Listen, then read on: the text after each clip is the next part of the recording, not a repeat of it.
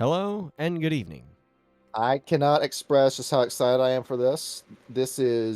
I've said before in this channel, the Giovanni are my favorite. The Ventru are right behind it. Clan Baali is the close third. I really dig Clan Baali, and this is everybody wants to say that Demon the Fallen has no place in the world of darkness. No, this is your bridge to Demon the Fallen with this group, Clan Baali. And if you don't want to get demon involved, there's other ways you can get around it. You could say it's Antediluvians they're talking to. You could say it's the worm they're talking to. You could say, I don't know, it's magic stuff, whoever the Nefandi you're talking to.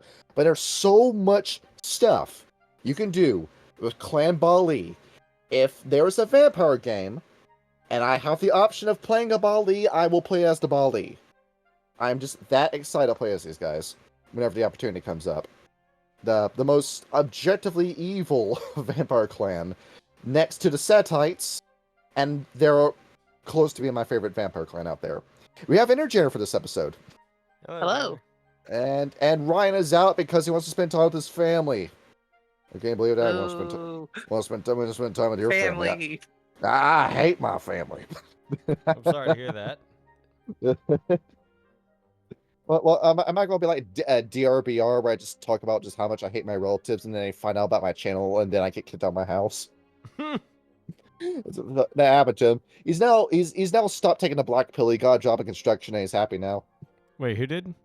DRBR, that YouTuber I told you about that had like the goth kids from South Park as his icon, and he just posted black pill content. There it is. Take the red pill, not the black pill. That's what they tell you.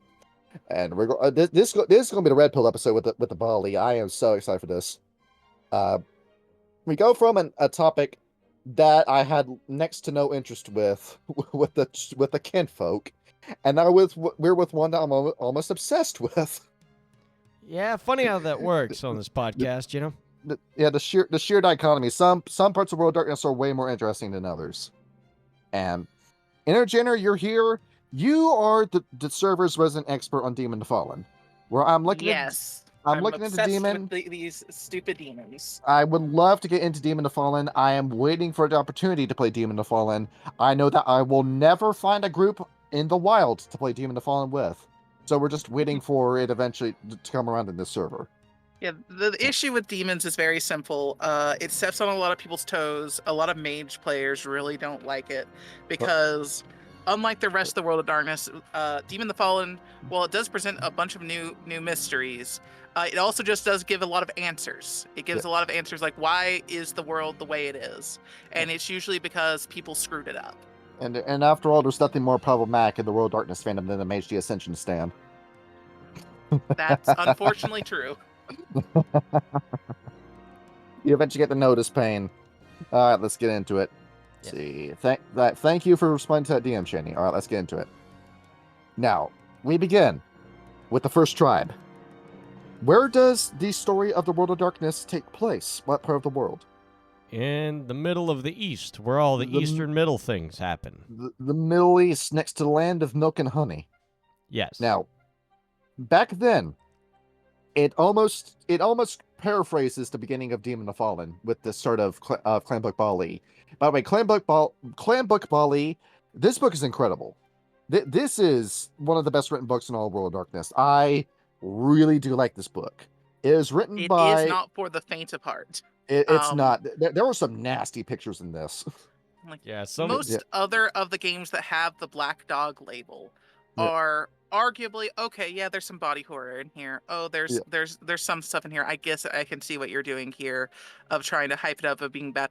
I think Clan Baali is the only one that, if you are squeamish about topics such as just mass death or pedophilia or anything, or rape, incest, any of that, you probably should actually skip Clan Baali. It will probably upset you. You've got pictures of... There's a picture in here of a guy who's sucking on a woman's boob and eating the bugs and bees off of her boob as he's doing so. Jesus, it's like Spawn on crack. Yeah, it's just like nasty shit in this book, dude. The hive of Samael is yeah. This book is so metal. I really like it. It's written. This book is written by one Lucian Solban. I'm pretty sure that's a pen name. Yeah, but in case it's real, let's see, dude from Montreal, Canada, grew up in Houston, Texas. See, he has written a lot of good stuff. He wrote Orpheus. He wrote Orpheus, and Orpheus is pretty good. King Agreed has written it in our server, and it's pretty good. He wrote Sins of Blood. He wrote Zemichi Revised, Veil of Night, which has a lot of good beginnings to it, and the Wraith the Oblivion Guild book Haunters. Just about everything this man has touched is gold. And he got brought back to write for Vampire 20th anniversary, and he also worked with the Quay Jin book. I don't know, maybe you should have given this guy more Quay Jin stuff to write about. Maybe the Quay Jin would have been less confusing if you handed it over to him. But very good work, Lucian. And then Sven Skug, where I can't find any of the credits with him, but he also assisted this book. And you can tell these two people were talking with each other because everything in Clan Baali just congeals with itself. It's a very concise book. And thank you, Lucian, for reading the works of other people that worked at White Wolf, because there are so many callbacks and hyperlinks to other bits of World of Darkness in here. This is a man who knew what he was talking about and was passionate about what he was talking about, and made one of the best books in the entirety of White Wolf's library. Thank you so much for making this. I am so happy to talk about it. Let's get into it. So our story takes place in the Middle East, and back then, before you had the dinosaur kings, before you had people, you had the children, who were the direct extensions of God's will. And somehow or another, definitely not caused by a guy called Lucifer, they all decided that they wanted to go their own way and were forced out of heaven because of it. They all fell from heaven, falling down as fireballs and blackened husks that crashed into the ground and caused cataclysms with their impacts. Sea levels rose and fell, mountains were raised, valleys were formed, volcanoes erupted upon their impact, and their names were forgotten under the heavens. At least until the first tribe found them. The first tribe were a group of people that just happened to live around the first city that were minding their own business one day and decided they wanted to build a well. Easy enough, right? As they're digging, they discover what looks like a charred child that's writhing and screaming in the earth. He curses God's name. He hates everything about him, much to the appallment of the first tribe. As they're trying to care for him, they realize that there's something special, something otherworldly about this offspring. That after he supposedly dies, his skin bubbles, boils, and melts into the earth, and the breath that was in his lungs rises into the air as poison smoke. And the land that he dies in is tainted. And as it turns out, by being around this land, these people, the first tribe, can call upon this child's identity for power and begin to realize that there's other children out there like it. There's angels from heaven, demons that they can find, and in exchange for becoming their acolytes, they will give them great power.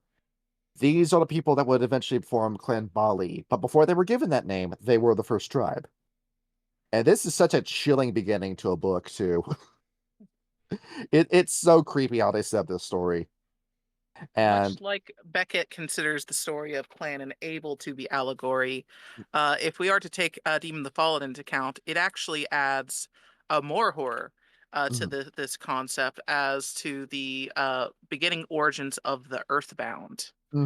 As Demon the Fallen states, after the fall and the angels were thrown into the abyss where they would be left for all time, Lucifer was left on Earth.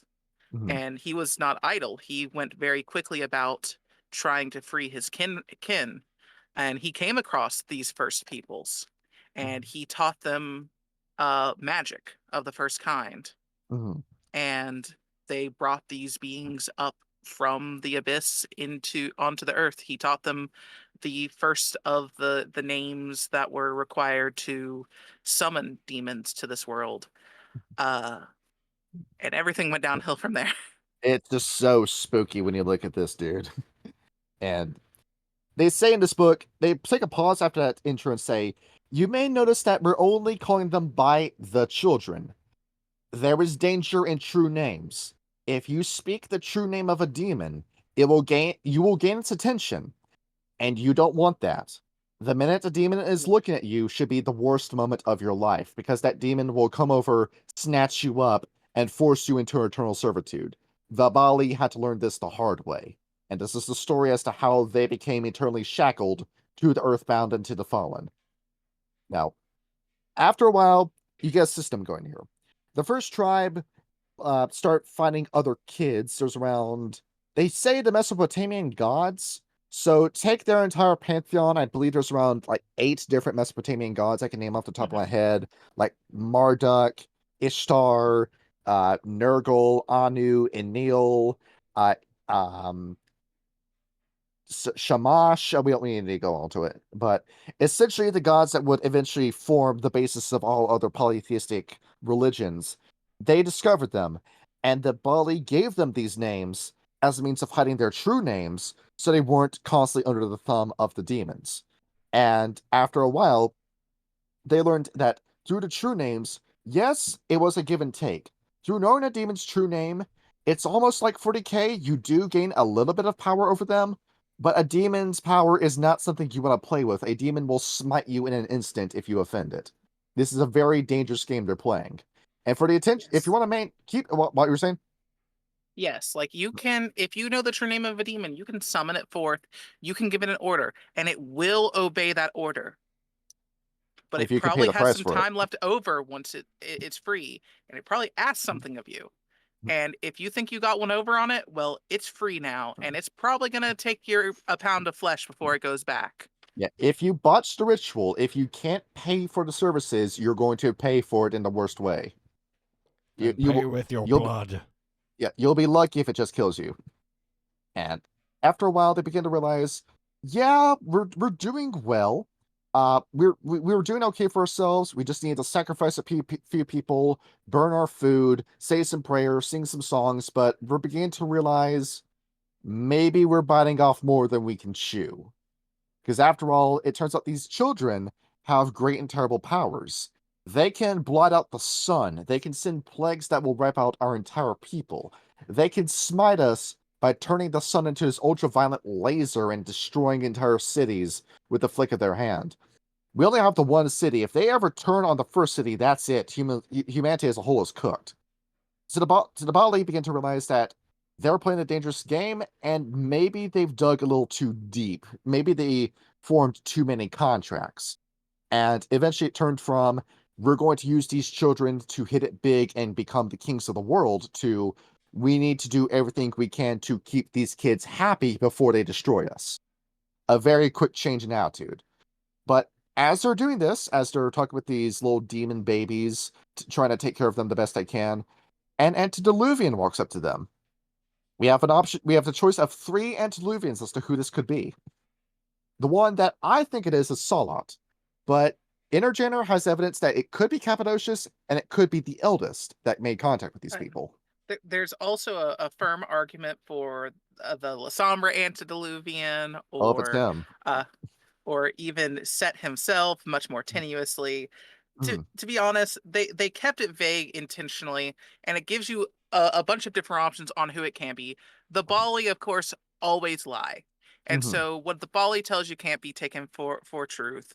However, and the other clan books, when it comes to the Baali, are definitely going to lie in their part in how the Baali got to where they were and how powerful they became. Yes. It was Salat. If we're going for an exact answer, it was him. There's a bunch of interesting lore around what he did to create the Baali. But if you want to say it was Hakim, or if it was the eldest, or if it was Cappadocius, there's reasons to believe all of these. Because this is a bloodline where we can't trace who the antediluvian is supposed to be. And you could even say it's guys that had no mention in the story whatsoever. Like, what if Bruja made the Baali? What if it was him? And then that would kind of explain Moloch's obsession with Troil later on in the story. Or say you bring the Tamahe Ra into the story early, and it was an antediluvian that we never met, that died like shortly after the flood cleared. Baali are super imperious. In the language, whatever dark old language the Baali use, the Baali is not the name of their clan; it is their title, which refers to them as the Lords. Yes, They are the lords of the kindred. So if you wanted to argue it was Ventrue, that's very Ventrue-esque. Exactly. There's so many different theories as to who it could be, but for the sake of canon, Solak goes up to these guys and says, what you guys doing over here? Oh, we're dancing around this well. We got this demon baby inside of it. You want to check it out, dude? Sure, let's check it out. And he just takes a look at it. And it's very interesting. This is before he gained the Jesus complex. And he walks back over, and then Kane says, "Oh, okay, Solak, we're still friends. How was your day?" "Oh, yeah, no, it was good. I was just talking to some guys that were talking to this baby in the well." And then Kane's head snaps around. "What did you just say, Solak? What were they doing?" "Oh, there was this baby in the well." "There was a what?" Kane goes over, finds the first tribe, and says, "What the fuck are you guys doing?" Kane knows just what exactly that baby is, and he is furious. He goes over and he slaughters every member of the Baali, except for three. Three of them survive his initial attack, and Kane doesn't feel like, spending any more blood points on this trash. He scoops up all three of them, throws them into the well, and then throws all the dead bodies in right after them, and dusts his hands off. That's that. Nothing to worry about. And there it is. That's the end of the book. There is no Baali. They definitely didn't crawl out of the well. They definitely didn't come back as this weird, demented, half demonic vampire. That didn't happen. There is no such thing as Clan Baali. The members of the Camarilla want to tell you, or the members of Sabat want to try telling their newer members. No, that didn't happen at all. If you ask anyone in the Camarilla, except for the Tremere, they will say the Baali don't exist. And the Tremere have their own reason for saying that the Baali exists, because the Baali work as the perfect scapegoat for their problems. Little do they know, the problem may be closer than they actually believe. And the story of the Baali origin, there is fun difference here, because we don't know exactly what caused the initial outrage. If it was Kane, if it was Salot or another antediluvian who went into the rage, those people did die. Yeah. They were massacred. But we don't know where the blood came from, which is the main issue. Some say that Salot was so disgusted by these people, when he was done, he spit into the well. And him being of such potent generation, of course that was blood. And someone who was just barely alive in the well crawled forward and lapped that up, and that's how the Baali were originated. You just couldn't help yourself. You had to do that one thing. The flap of a butterfly's wings set off this massive chain reaction that would change human history forever. And Kyle, imagine how metal this image is, where three people crawl out of a well with blood and gore coming off their bodies after climbing their way out of an 8-foot deep well that was filled with dead bodies. Just what a sick image that is. The three that crawled out would be Nurgle, Moloch, and Redacted. Was there a third person? It says there's a third person, but we don't get a name. Well, as it turns out, there was a third person who crawled out who did such a good job at keeping up a masquerade. We know nothing about them. Nothing. There's a whole bunch of misinformation in the book about it, intentional. Where some were saying it was Zilla, or some that would say that it was Lilith. Some people just call this third person the Crone or the Nameless. We don't know. And there's been a couple of posers that pretended to be the third progenitor. Some have been Pazuzu, some have been Ahriman, some have been Baal himself, who came up with the name of the Baali.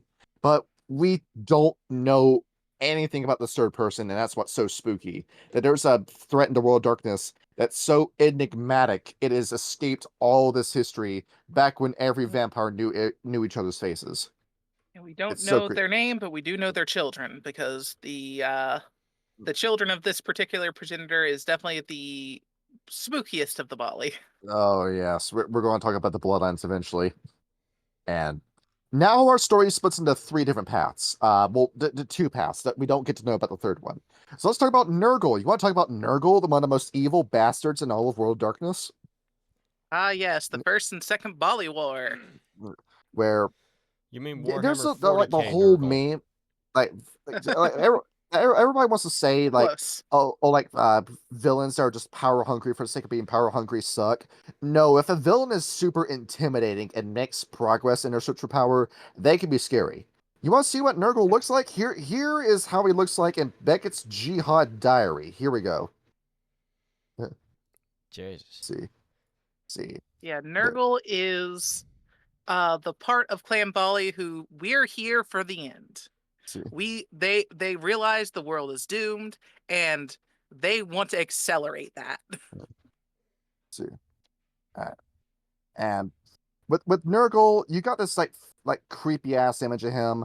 Like sometimes he's also got like another picture where he looks like Kratos, and it's like he's got like this whole like angry like dad look to him. I do like this one more. Like Beckett's Jihad Diary. Like, this is Nurgle in my mind, and what he does.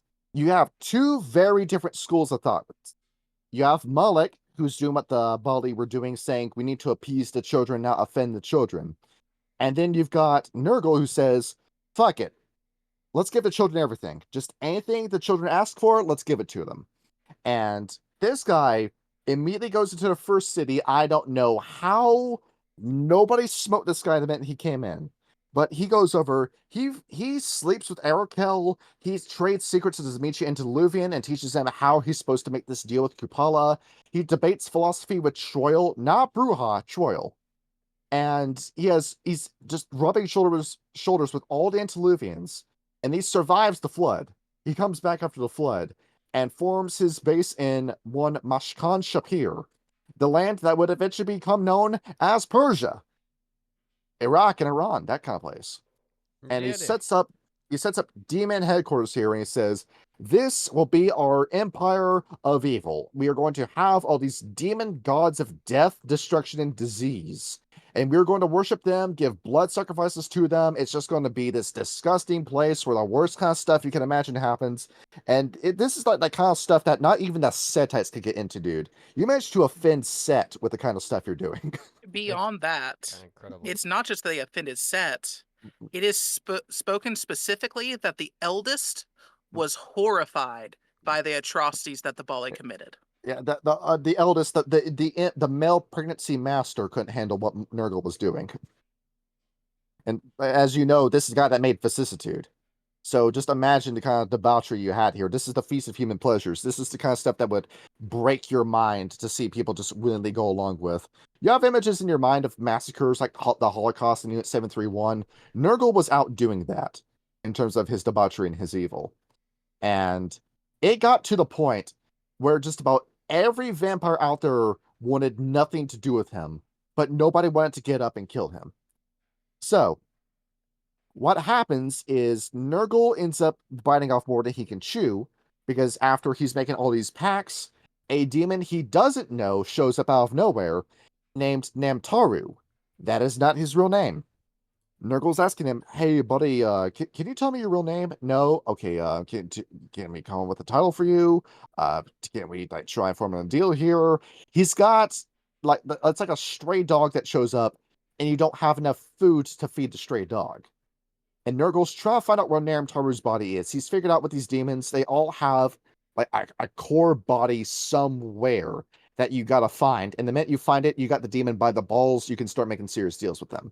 He looks underneath the city, nothing. He sent his men out to find him, nothing. We can't find out where Namtaru is supposed to be. So as he's talking with Namtaru, he's saying, okay, so let's get these contracts made. What exactly can you do for me? I can spread plagues. Okay, cool. How big is this plague we're talking about?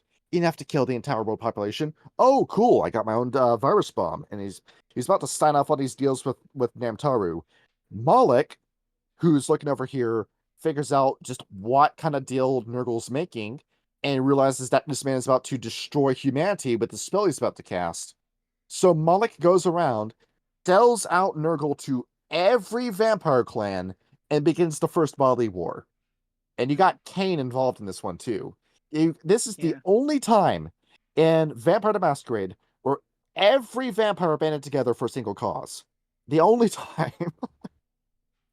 And surprisingly enough, La Sombra MVP.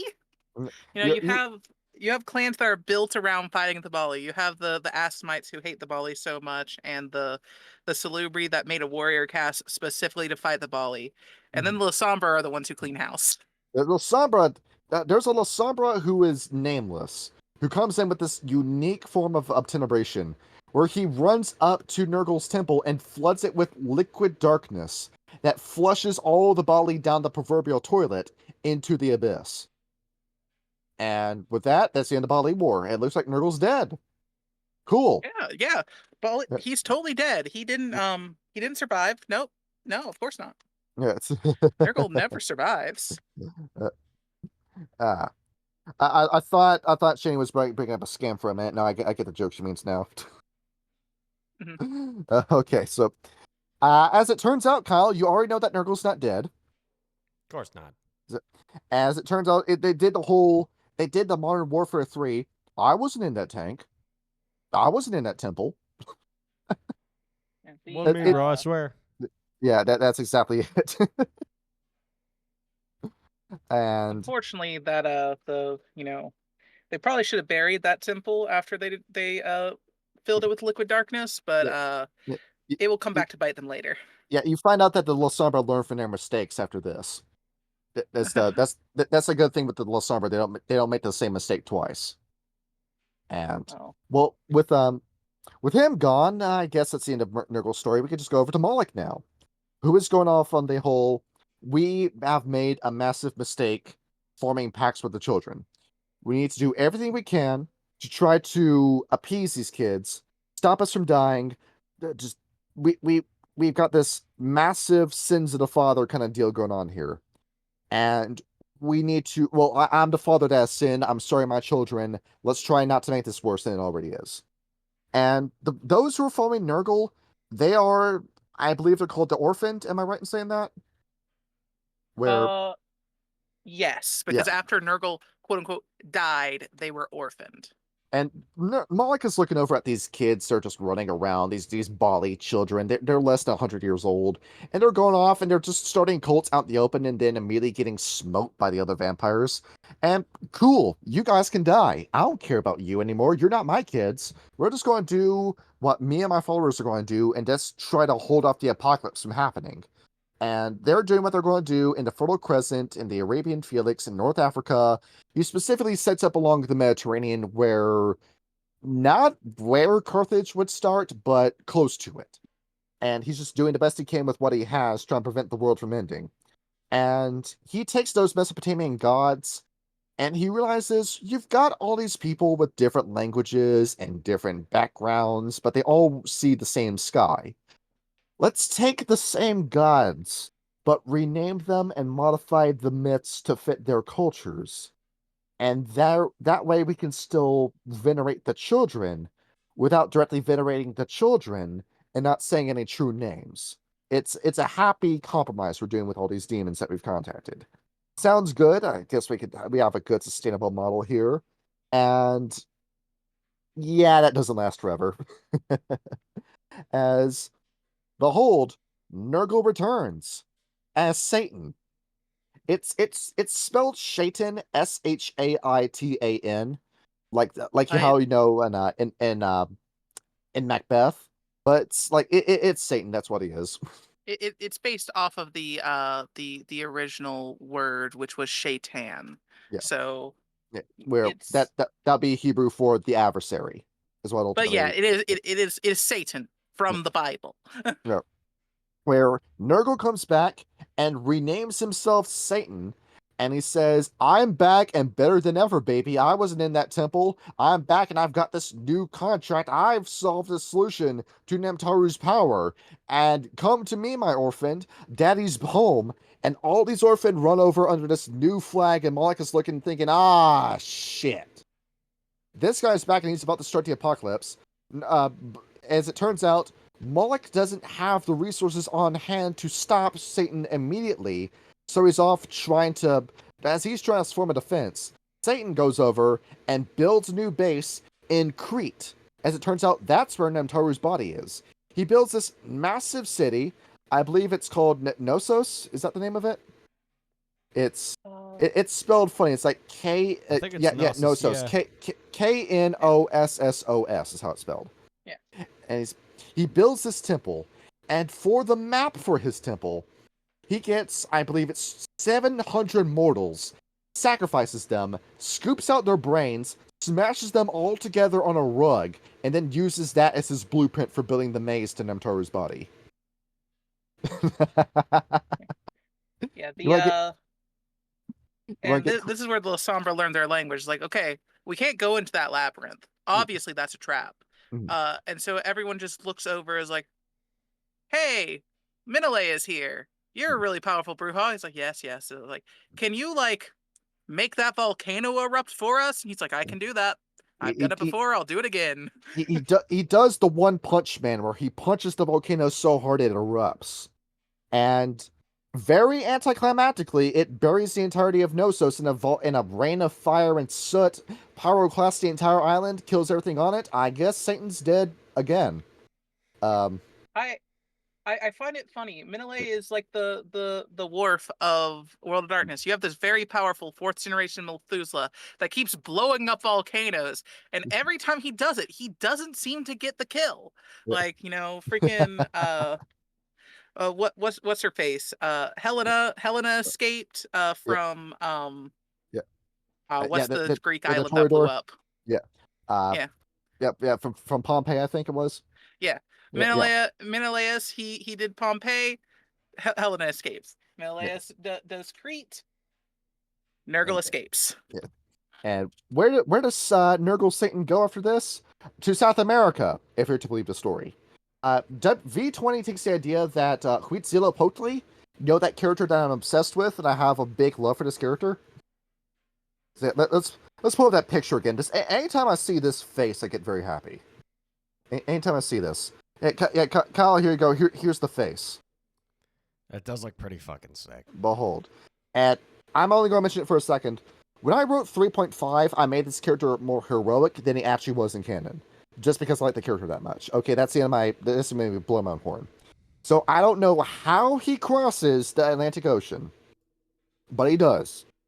And Nurgle goes back over to South America in this ever-growing Aztec Empire, and he comes in and says, I am your god of war.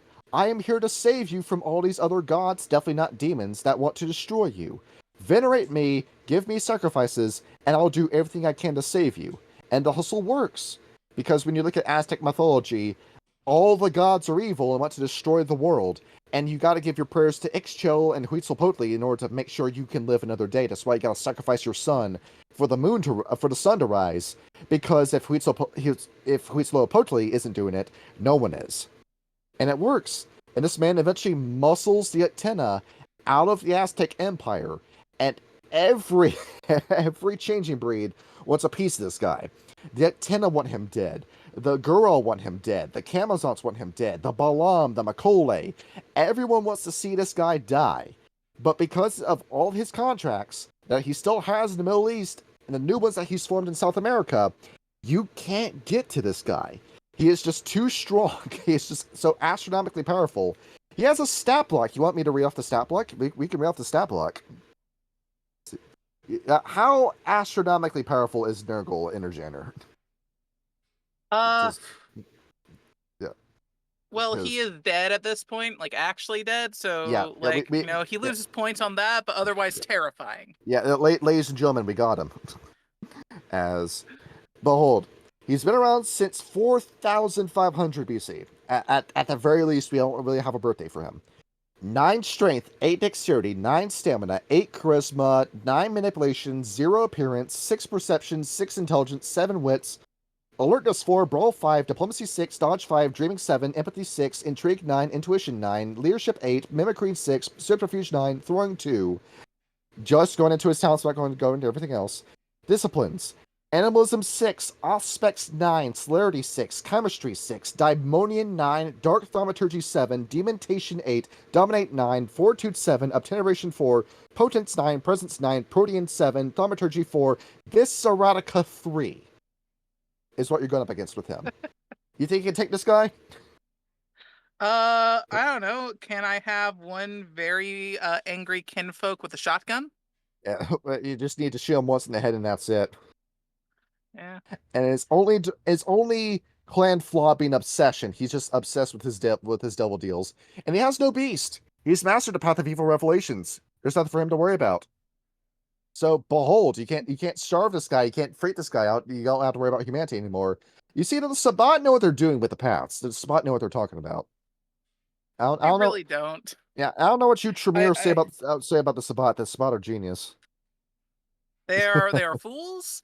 They are doomed to destroy themselves, as is self-evident with everything they try.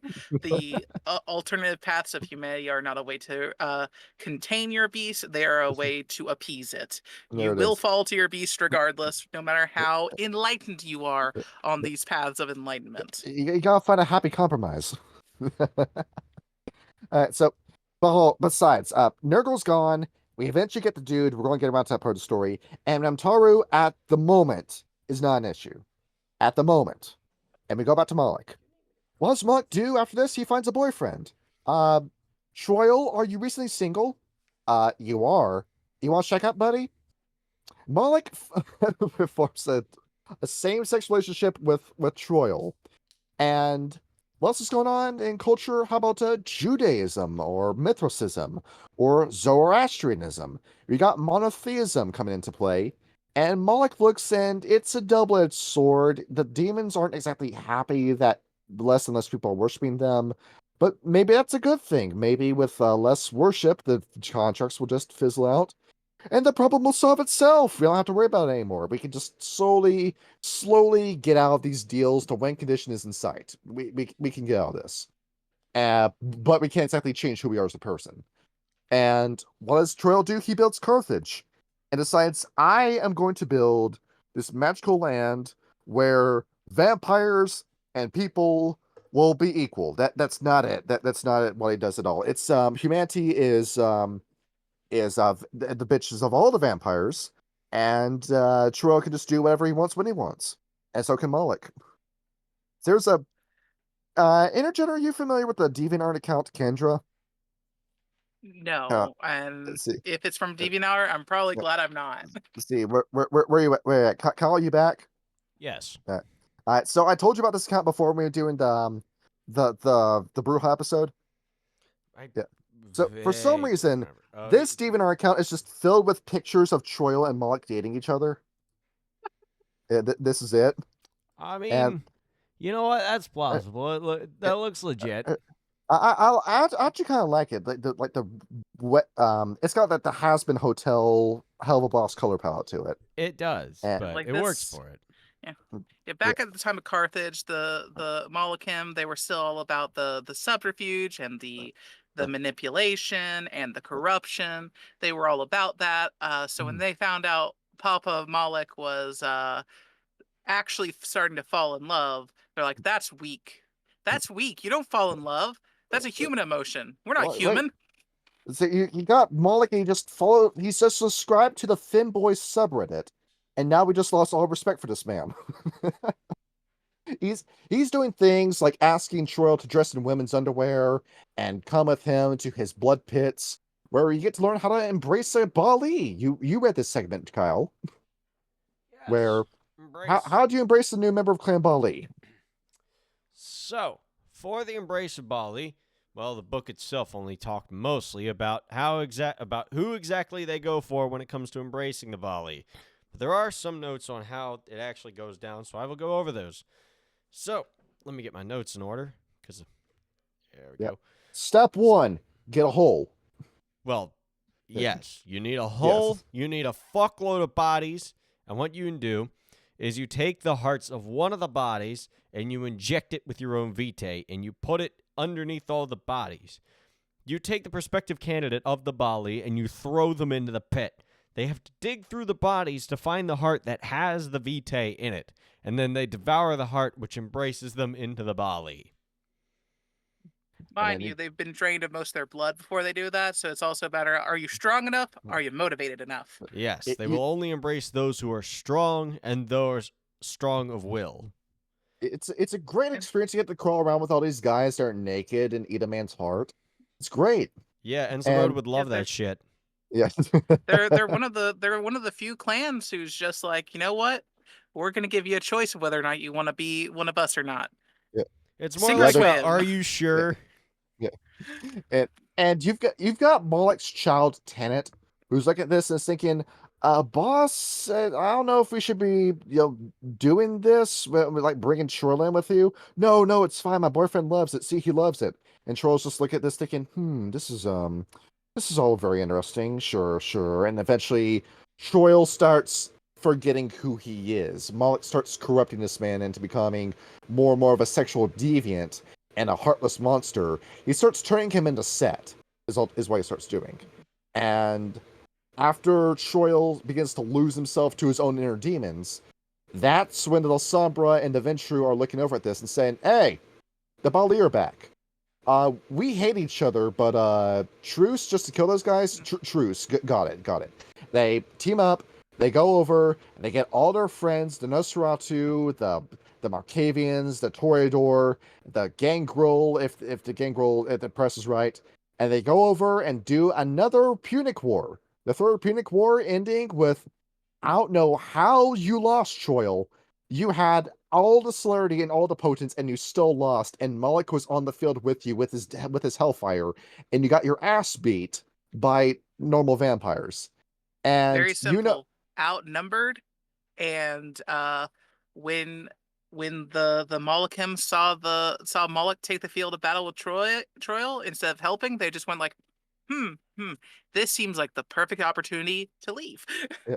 There it is. You're a simp, Moloch. You're a simp. You want to die with your man instead of using them. There's a thing you could do. It's called find another man. But instead you want to die with this guy, so go ahead and die with them. And that's exactly that. You get Troil and Moloch. They get to have one final embrace before the Ventru and the Sombra pull them down, cut them into 36 individual pieces, scour them across the lands of Carthage, anoint it with a salt. We learned our lesson from Nurgle this time. We're not going to make any mistakes with this. Covered it in the salt, and then cast a few spells and prayers over it that made sure that they would never rise again. Not even during Gehenna. They're gone from the story. That's it. Never to be spoken of again. That's it. Hey, it worked, didn't it? Well, Yeah. now, Satan's gone, and Moloch's gone, and it looks like everything's about to wrap up, right? Well, you still got a lot of Baali that are dispossessed, trying to figure out, how are we really supposed to do this? Tanit becomes the leader of the tribes, of the clan, so to speak. And how do we keep this going? How do we keep appeasing the children? Because Moloch did what was right about how to keep these demons at bay. We can't just fully submit to this dark power. We have to learn to control it. And they've got mythicism going on in Rome. Hooray, Intergener! Your favorite character gets a name drop. You got Yep. Mithras in Rome, and I'm the sun god. Worship me. And all the Baali are trying to say, hey, maybe we can exploit this guy. They try infiltrating Mithras's little coterie, only for anybody who tries to immediately be identified and killed.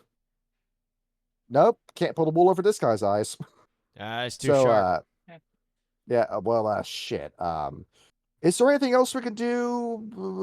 Who are these guys? The Christians? Let's see if we can do something with them. Nope, the Sombra beat you to it.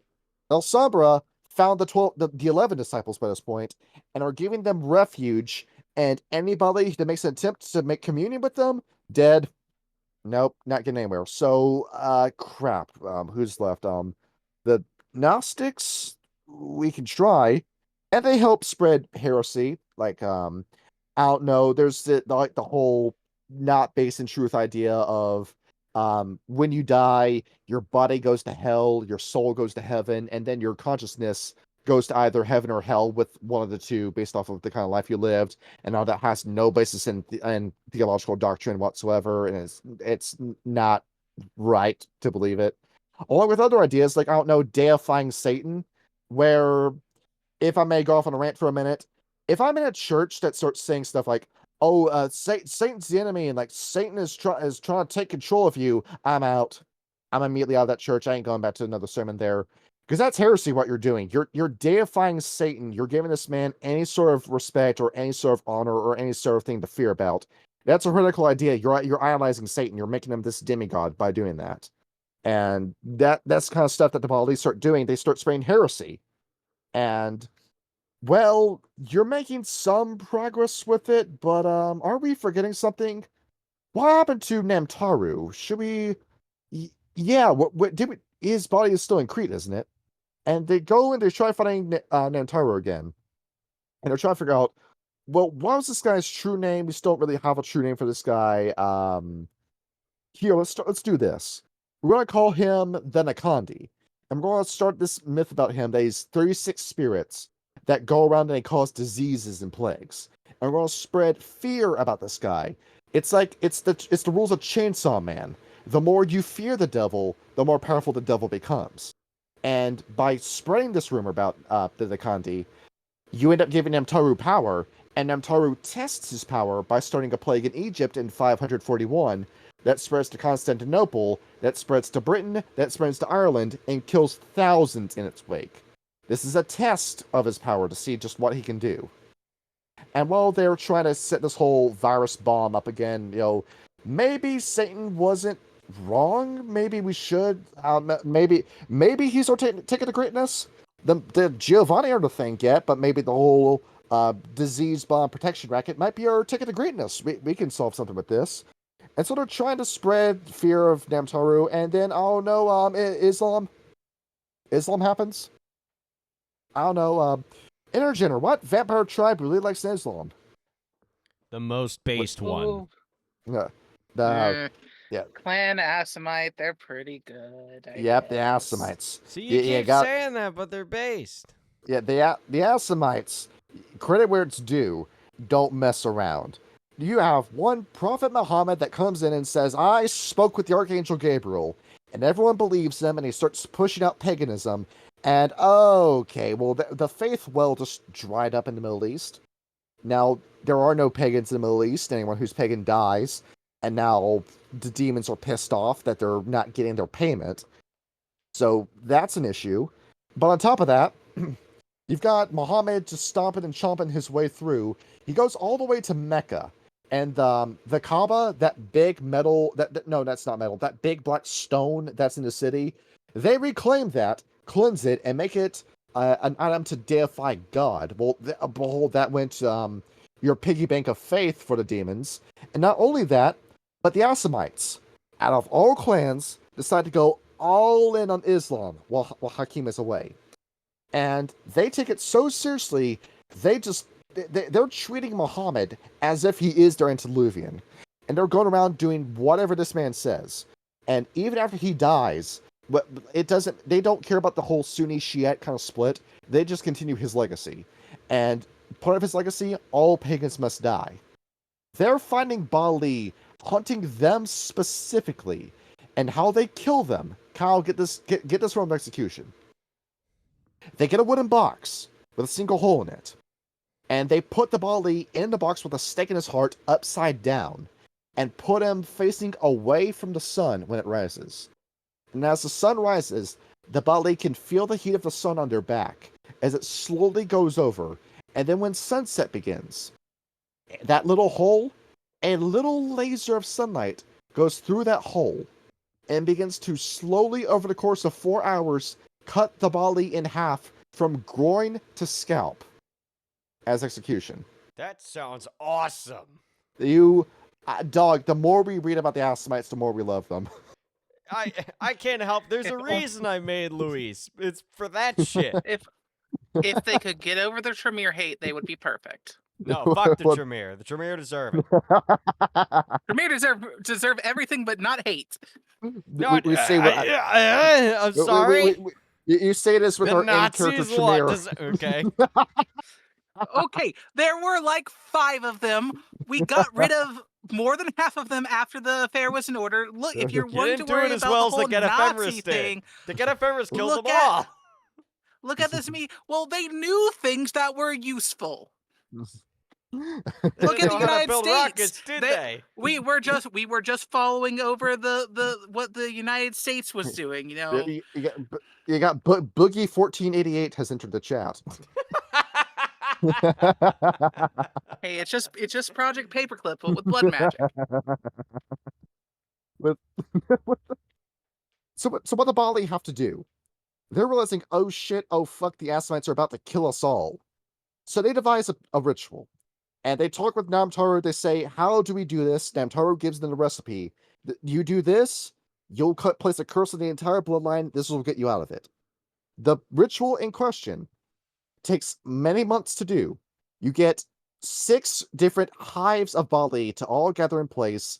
They sacrifice 200 mortals by taking hooks, putting little weights on them that are just heavy enough to flay the skin off the mortal, starting at the sole of their feet, moving all the way down their body to their chest. And beneath them is a little urn that collects the blood.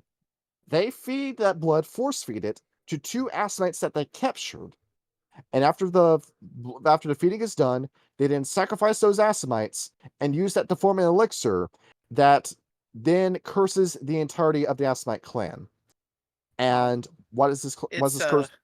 What does it do? It's a bit worse than that. They forced this on one of the greatest members of Clan Assamite and his hit squad who came to kill them all. And they succeeded in killing the Baali there, yeah, but then they were affected by the curse. And when they came back, their fellow Assamites were like, man, this sucks. We have to kill you now because we can't let that curse spread. So they killed them. And then the curse spread. You had to do that. You set yourself up. Sure, a lot of Baali died, but it secured the survival of the clan. Because that new curse, that new clan flaw, well, what it used to be with the Assamites is that the longer you're an Assamite, the blacker you became. Where I have some people some people more darkness want to say play the yikes card. I think it's kind of not like African American, not African black, like obsidian black. Yeah, like you as look in, at this, you start to Urshulgi, the horrified burnt mess that child body is just, you look at him and you can only see his eyes. Yeah, he is so black he looks like a hole in reality. Where Kyle, that Coonskin, that movie that we watched, yes, that kind of black. Yeah, and except okay, we're not gonna get into that. We already watched Coonskin. Go watch just a really metal. That's just a really metal image too. And now it is you no longer have the blackening. You instead have a craving for vampire blood. The Assamites come home and say, what's for dinner? Human? I don't want to eat a human. I want to eat you. What?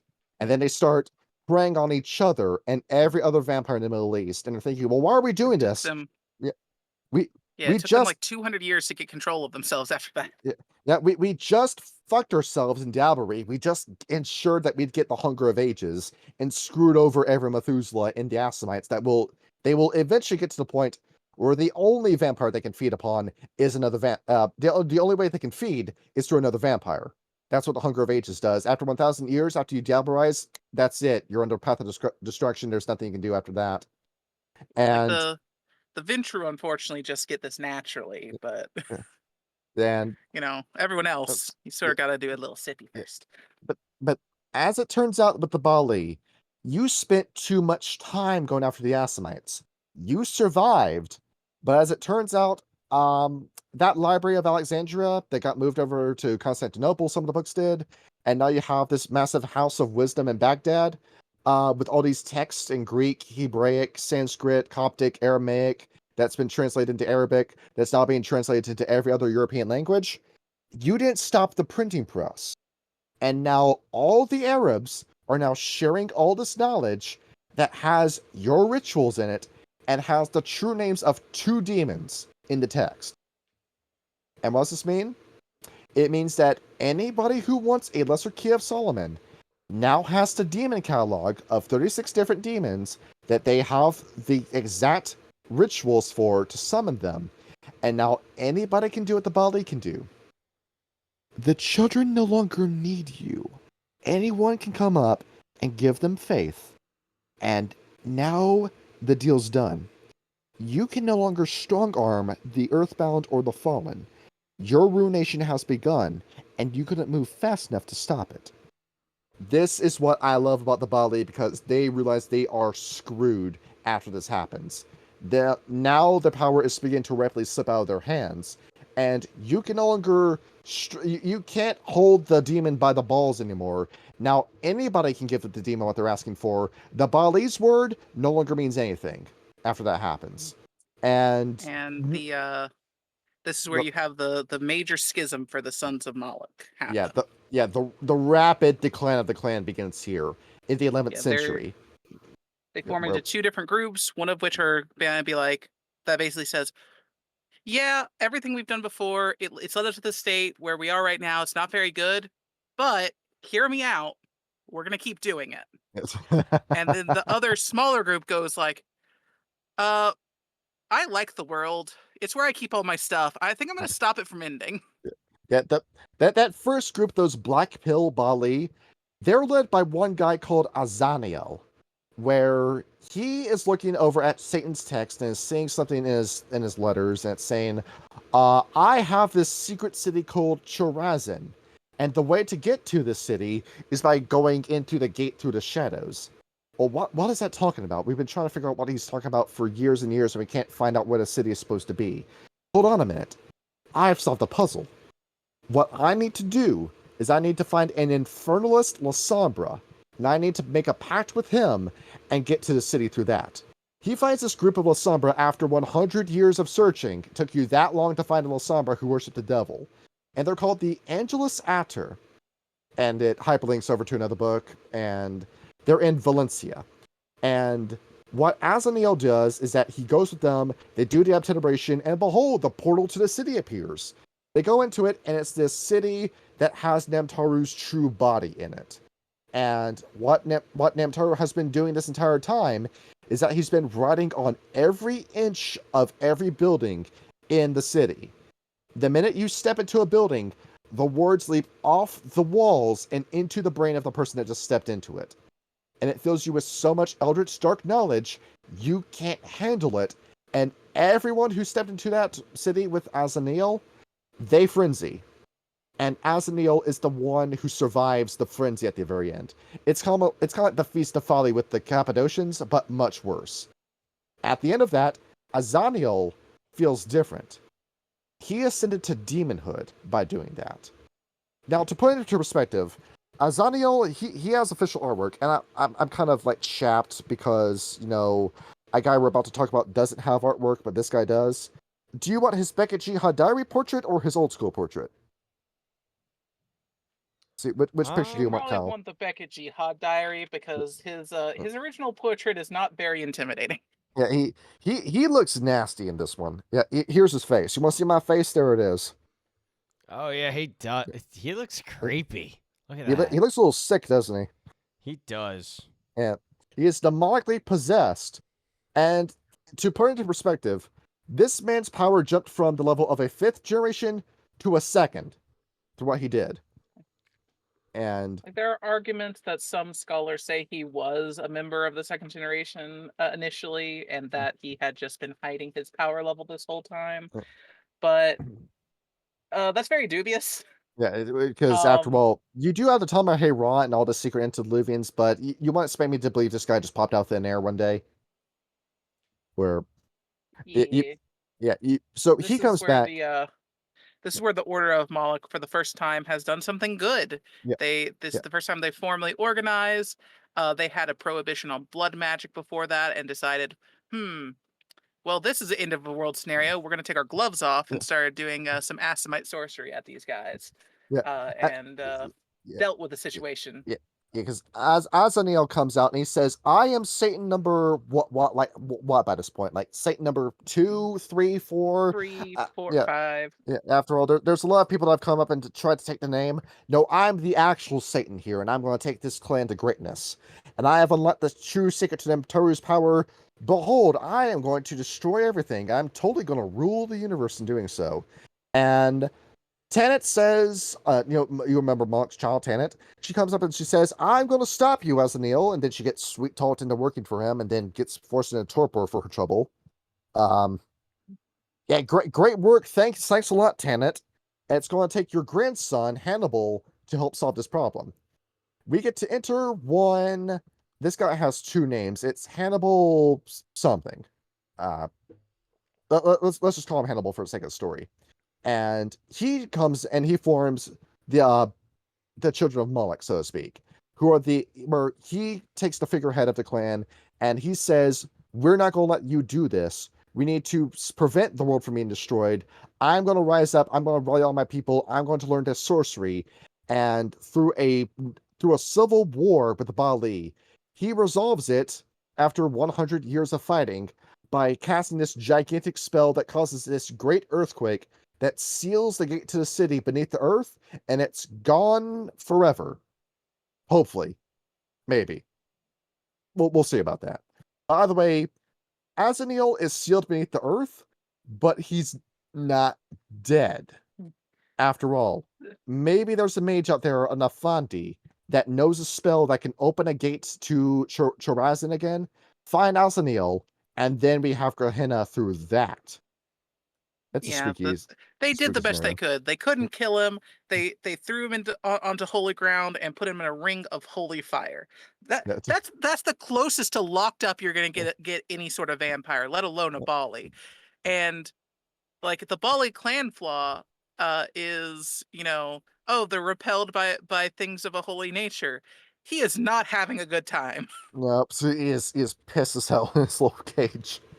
But they might be wondering. I found it odd during the reading that it was only the Baali that had that aversion.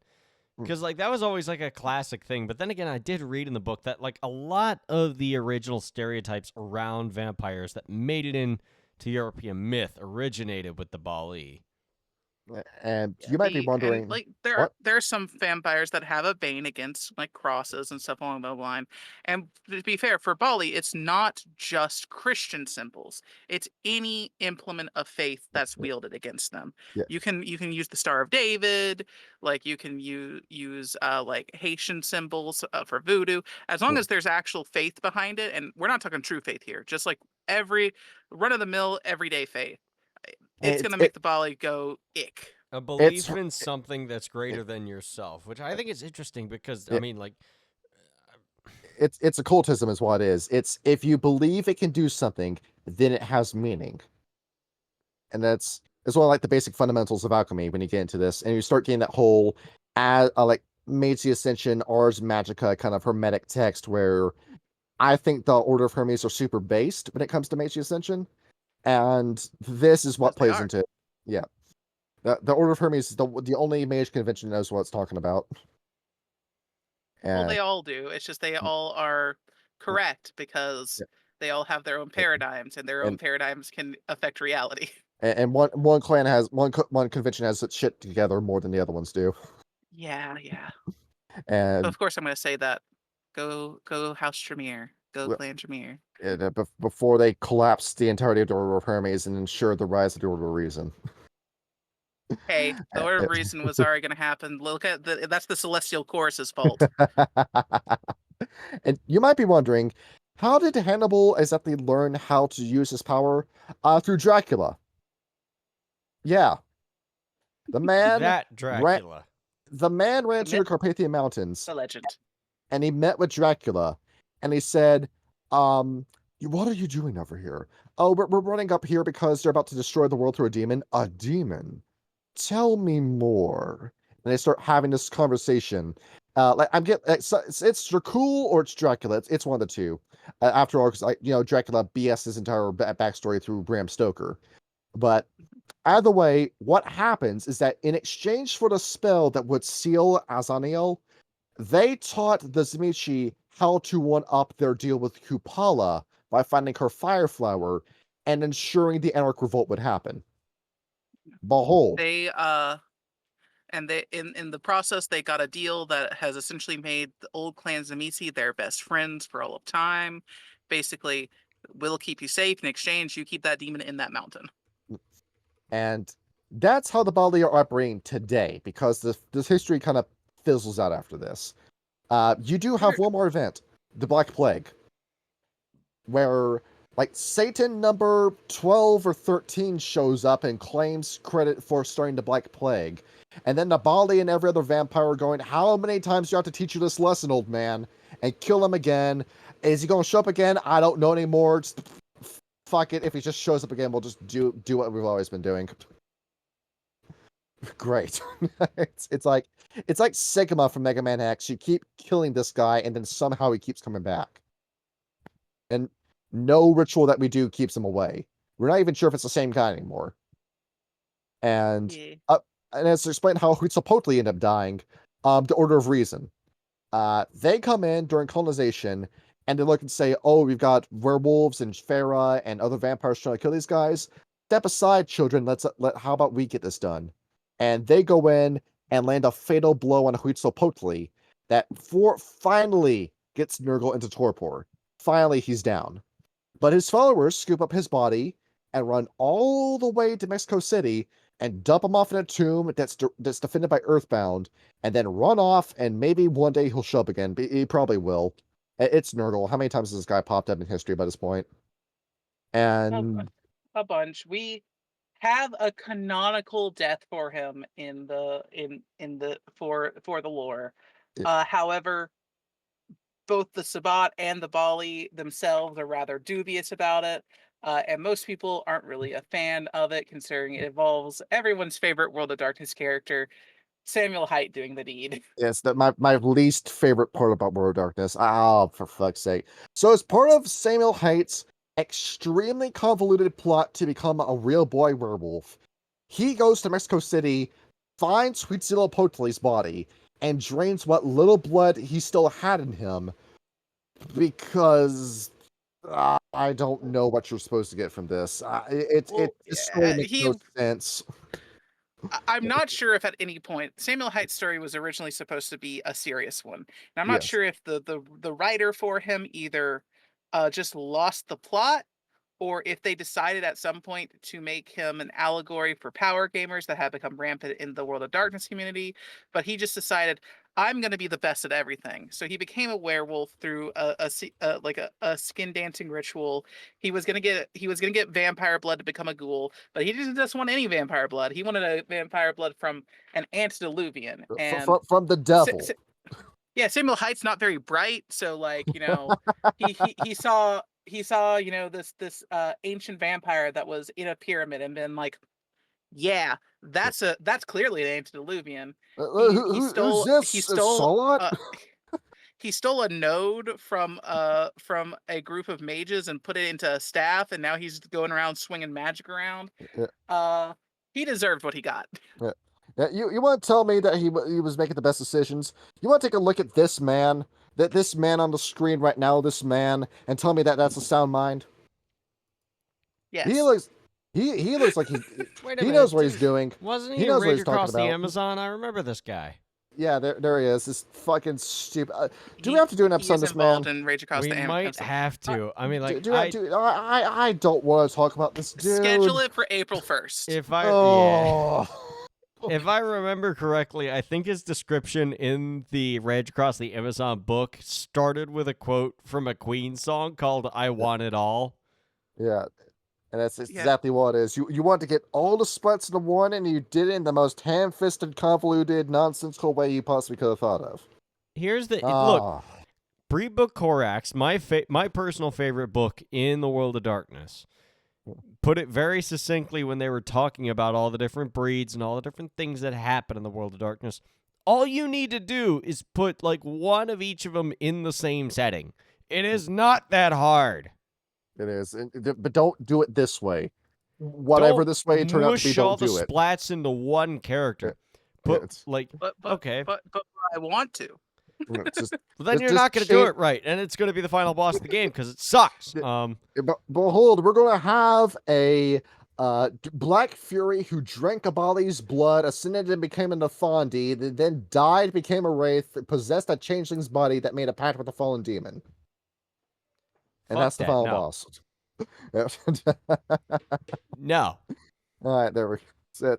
And that's a genius design we got here. And you might be thinking, what are the Baali doing today? Well, we get to talk about our favorite Yes. dropped plot point, the Tamahera, where this was the plot point that, like Samuel Hate, it was beginning to lose itself. And I swear to you, this was going somewhere. We were going somewhere with this. Because the Tamahera, from what I understand, it's a little bit hard to read this because nobody on White Wolf could really agree as to what they were supposed to be. Was this They're secret supposed to, cult? yeah. It was a secret cult that had all these secret antediluvians in the first city in the Shadowlands after the first city was destroyed, and everything that gets destroyed that's architectural goes into the Shadowlands. And there was this entire like doomsday death gods that you're going to resurrect after you manage to raise enough hell and kill enough vampires by setting the Camarilla and the Sabbat against each other, and they were puppeteering the Jihad the entire time, and behold, you schmucks, you played yourselves, and then they They get wanted to wiped. have this secret war behind the scenes. They wanted to essentially have the super Camarilla and the super Sabbat behind the scenes with the Incarnu and the Talamera. And it never came to fruition. They never really had any conflicts with each other. Both sides were essentially using every tool at their disposal to achieve their goals, and no one outside of White Wolf staff knew what these goals were, so that it just becomes very muddled and confusion. It's like, yes, Ptolemy Ra, they want to they want to keep the demons asleep and they want to keep them at bay. Then why are they summoning a demon over there? Like actually just full unleash summoning a demon. See, this is what happens when the only way your staff talks with each other is through an online forum in the late 90s, early 2000s, and you don't ever have a meeting in person. This is what happens. And you get just need a convoluted. setting Bible. You That's what get you need. You need a setting Bible. You get convoluted shit like this. And let's say the Baali were helping the Tamahera. They're telling them how to handle the demon power. There were these advisors. You call up your local Baali to oversee the ritual. He tells you if you're doing it right. And then the plot point got swept away with the Sixth Great Maelstrom. Great. Yes, because the Sixth Great Maelstrom was unfortunately very bad for the Ptolemy Ra. The first city was destroyed, as well as Enoch was destroyed. So like you just lost basically the entire impetus behind that faction in one fell swoop. I'm pretty sure the first city got destroyed just by the Maelstrom itself, and then the Technocracy dropped a spirit nuke on Enoch, I believe. And this could have worked. This could have worked. This could have been a decent plot point where it turns out Otis Sabat, you've been tricked this entire time. You've been lied to. You've just been blood in the gutter. And then the White Wolf staff just sweep it under the rug. And it goes nowhere. My favorite kind of story with White Wolf, the dropped plot point. My favorite. And it's not that they weren't interesting. It's just like the true Black Hand, the Ptolemy Ra. Like it's completely completely comprised of like all these dead and esoteric bloodlines. Like they're comprised of the true Bruja and old Clan Zamitsi, and you have the Baali.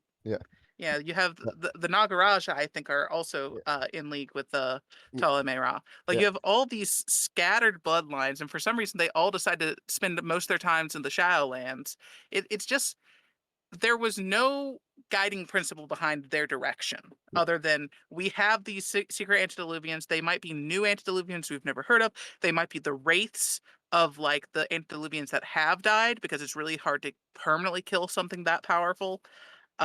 Or it could just be some of the antediluvians was asleep there. We don't really know. We're given specific names for them. Like I know, like on one of the sarcophaguses that hold these antediluvians, it just says Nurgle on it. I'm like, what does this mean? What do you mean by this? This fucker's still alive. He's still around. we will never be rid of this man. It's just Kyle, if you run Rage Across San Francisco and then you have Nurgle and just every combat encounter is Nurgle. No. And then that's the one enemy I can't justify my security plus with that. It's like we keep running. It's like, how many times do we have to teach you this lesson, old man? It's like the Majima Everywhere system from Yakuza, where I'm ordering a burger at Burger King. Nurgle's behind me. I'm going to go to a strip club. Nurgle's on the pole. I'm going to get a drink. Nurgle's the bartender. I'm crossing the street. Nurgle's the police officer that pulls me over. It's just I'm going to do that out of spite. It's going to be a random NPC with just a fucking busted stat block. Yeah, every NPC combat is just Nurgle. It just says Nurgle stat block. Always. No, you don't get new suddenly NPCs. losing. I'm slowly losing interest in this Rage Across California game. I'm scared now. It's only because Johnny's bitching about it. That's the only thing. Well, then punish Johnny. All right. I will. Let's I'll make every NPC that he specifically fights into Nurgle's stat block. Yeah, there it is. That's a big damn stat block we read off earlier in the episode. Let's see it with 9 points in aspects. Yeah, good luck, fucker. All right, so let's pull up the demon catalog. Let's see, play the Price is Right theme song. Play. All right, so clan hierarchy. There really isn't one to talk about. I mean, it's very simple. Are you more powerful than your peer? Do you know more than your peer? You're in charge. Yeah, it's orc rules, but essentially it's whoever is knowledge. Yeah, whoever is Satan at that time leads the clan, or with the Moloch sect. Whoever is well, Hannibal's not dead. He's still around, so Hannibal just leads the group. Yeah, they're just like the Order of Moloch. They've there's so few of them in the Modern Knights. There are some members of the Baali who have, after the destruction of the first city, have separated off because they were second-class citizens in the Talay Ra, because most of those vampires, they were there for the Baali Wars. They know the Baali. Yeah, that's the Order of Moloch symbol. So essentially, to be allowed to enter into the Talay Ra as an individual, because their clan wasn't allowed in, but to be allowed in an individual, you had to be basically you had to have a promoter. Someone had to say, I vouch for this person. And then you had to fully blood bond yourself to that person. And for those on the council of the Talay Ra who said, yes, we'll let the Baali in, because not everyone agreed with that decision. Yes. You also had to be blood bound to all of them as well. So it was a very big imposition. So even when a lot of the Order of Moloch wanted to join this faction, the faction didn't want them. And there were never enough members of the true Bruja and the old Clan Zemitzi who were willing to actually be like, I'll vouch for this person, for the amounts of the members of the Order of Moloch to actually enter into the group.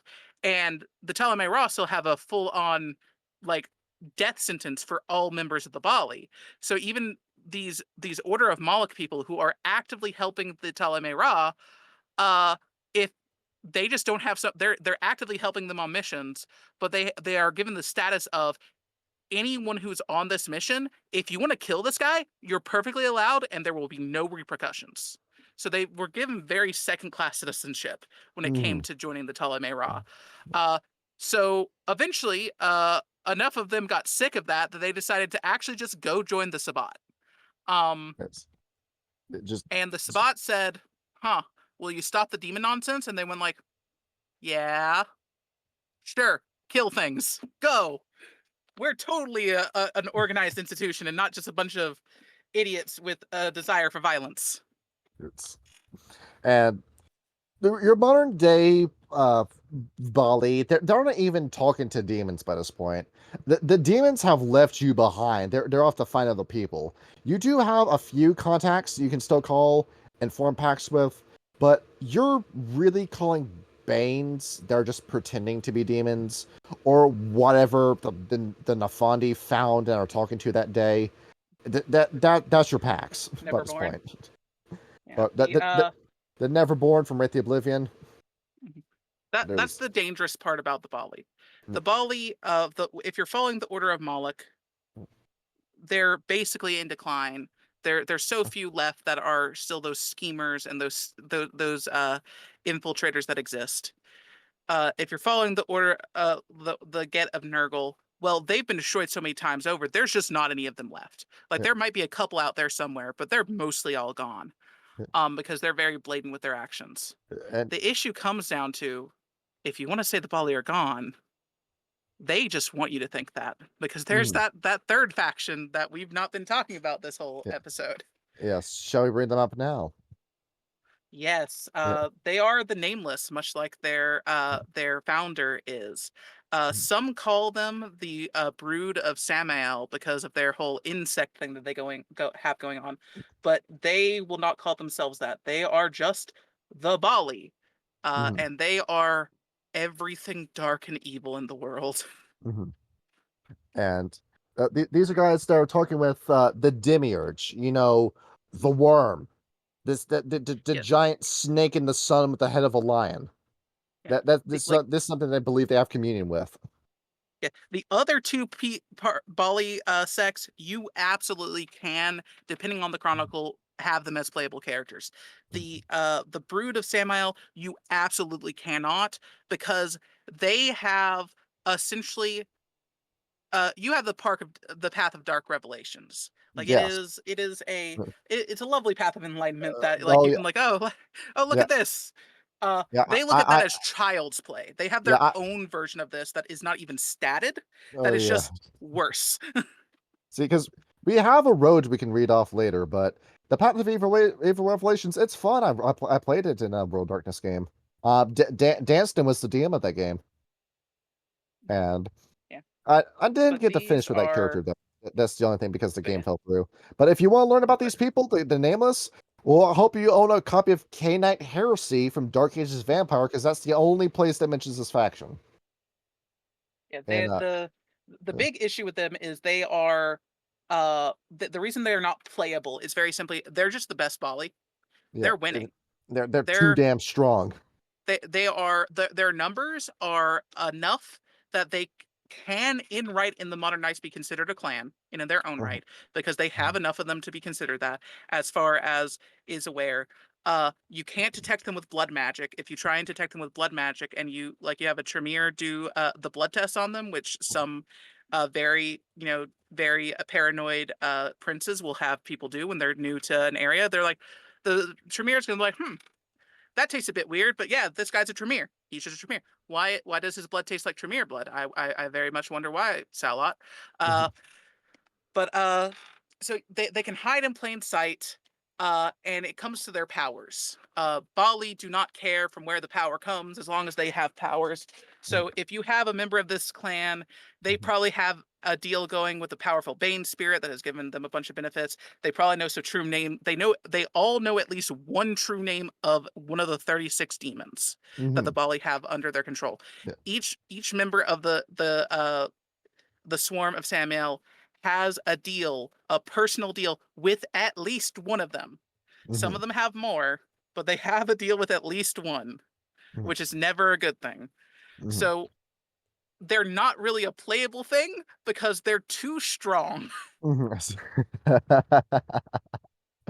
Well, you just have a personal demon mommy that will come down. You think the warlocks in D&D are strong? You take the benefits of that kind of pact and then blow that up is what you get. Oh man, I love it. I love this kind of villain. But you see that the Baali are very versatile because when I played them, I played as a Baali that descended from Nurgle's bloodline in Dan's game. And that was a guy that it was a Werewolf Chronicle where he brought me and Rapid in to play as vampire NPCs that we got free range of making.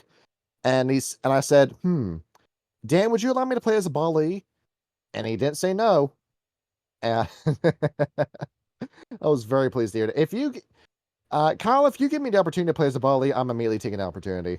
Just whatever vampire game gives me a chance to play as a Baali, I'm taking it.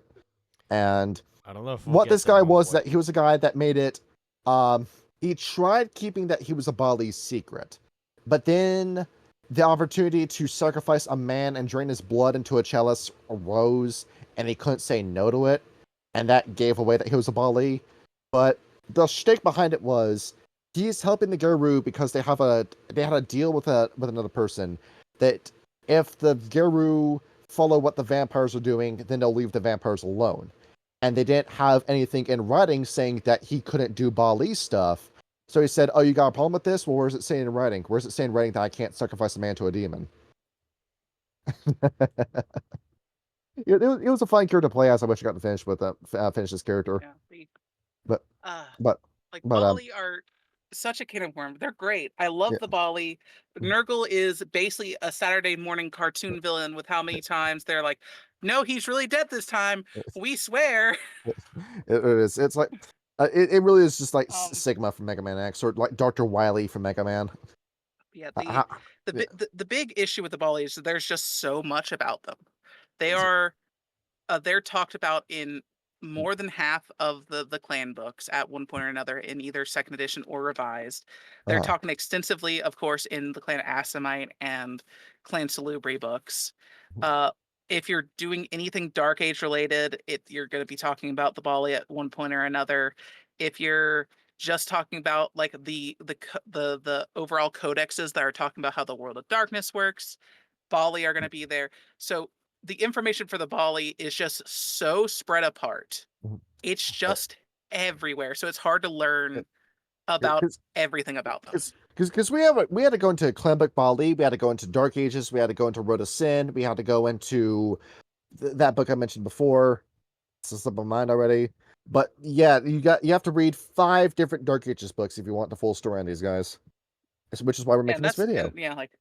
We're like, we could talk another 4 hours about the Bali and we would still not cover it all. Is the major issue with this group, and sort of the major issue with a lot of the world, getting people into the World of Darkness, is the very basic stuff like the 13 clans, super interesting, and then as you go deeper and deeper, it still stays interesting, but it does become a bit more convoluted, and then it becomes very vast. You start with like a nice swimming pool of lore, and then realize as you dive deeper, this is a swimming pool, this is an ocean, oh god, I don't have a scuba suit. It's like, hey, you want to put gore tricks in your game? Okay, here's your required reading as you drop 3 books on the table. Yeah. And that's what you get. All right. Let's pull out that catalog, Kyle. Let's see who's on the phone. Yes. Who's on the phone? Is the Destroyer here? The Destroyer is in fact here, and I will tell you. Zoom in on that demon. Zoom in on that. Yeah. Zoom in on that. Yeah. That fucking thing. That. That's what a demon looks like. It's creepy. I'm gonna chuck that here in the studio notes just so everybody's got that. But that fucking weird bug-looking thing with the 6 legs and the mosquito wings and the 4 eyes and the tentacles and the long fucking predator tongue. Yeah. That's his stomach dropping on the ground. That's his large intestine coming out to grab you. Yeah, honestly, with something that horrific, I can't say is that some sort of worm creature? Is that a member of the Devourers? I can't say. That's horrific. I will say, I'm like a smart person. As we get into this, you'll find out. Actually, yes. Right now, matter of fact, those who worship Baal seek an end to all things. You're venerating the worm, you idiot! No, they know that the Baali have on many occasions worked together with the Black Spiral Dancers. That dumbass. And well, here's the thing. That's what makes the Baali so scary is when they work together with the Black Spiral Dancers, they're the ones that come out on top, and the Black Spiral Dancers are the ones that get screwed over. As we found out in my game, Black Spirals are cannon fodder. Yeah, it's like same thing with the Baali. You're already member of Clan Baali. You're already going to hell when you die. So what's the consequence here? Reign forever in hell. Have fun. Yeah, better to reign in hell than serve in heaven. I guess that's the Baali. But bringing an end to all things was their goal in the place of Knossos. But the older members of the Baali who called upon the Destroyer didn't necessarily seek wanton destruction of the innocents, but to inherit the legacy of incessant chaos from their ancestors. Though because of this, they still deserve the bloodthirsty cultist stereotype as servitors of the void. They're militant disciples of ultimate destruction and are behind the more associated fabrications and folktales about depraved infernalists and demon worshippers. They engage in blatantly obscene rituals and rites like that of the Embrace, in which I talked about earlier. They'll muster armies of mortal, monstrous, or otherwise misguided attempts to slaughter entire cities as sacrifice to the Destroyer. Granted, their fervent devotion usually breeds unreasoning hate and bloodlust, and inextricably entangled with, although nowadays they're more inextricably entangled with the satanic hordes and diabolical hosts that have polluted more Western versions of Satanism. Yeah, it's the worm. It's just the worm. If you want to kill things, look at that. It's just the worm. Yeah, it is. They're like I said, Baali don't care where the power comes from. Yeah. They're willing to take from one source or multiple sources. They're terrifying. Yeah, the They destroyer have even no restrictions. Also he even kind has of a holy dumb. symbol, the Labrys. The two-sided axe is his holy symbol. You took the icon of the Black Furies and you perverted it. It's their way. See, That, well, to be fair, that is the Baali's way, is pervert anything holy. yes. The scary part about the Baali is like any other group. If you said any other group was doing any of the things that the Baali were doing, you'd be like, "Oh, you're an idiot. You're gonna destroy yourself." And like the Baali look at that as like and just say, "Only the weak get destroyed. I'm strong." Yeah, I'm gonna be okay. I know what I'm doing. The arrogance amongst the clan. That's life. That's Right. what the people say. Anyway, Let's see. The Celestial. on the opposite side of the coin is the Celestial.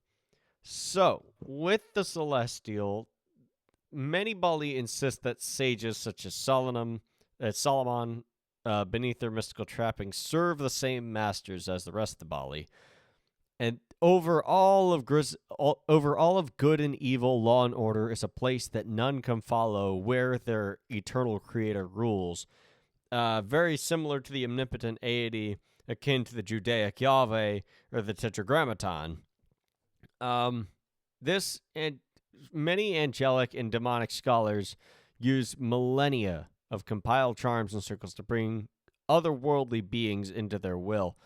Other Canaanites and all of their worldly matters are usually unimportant to people who follow the Celestial and are much more concerned with the lifetimes to acquire knowledge to ascend to that same plane as the Celestial, the knowledge to achieve godhood.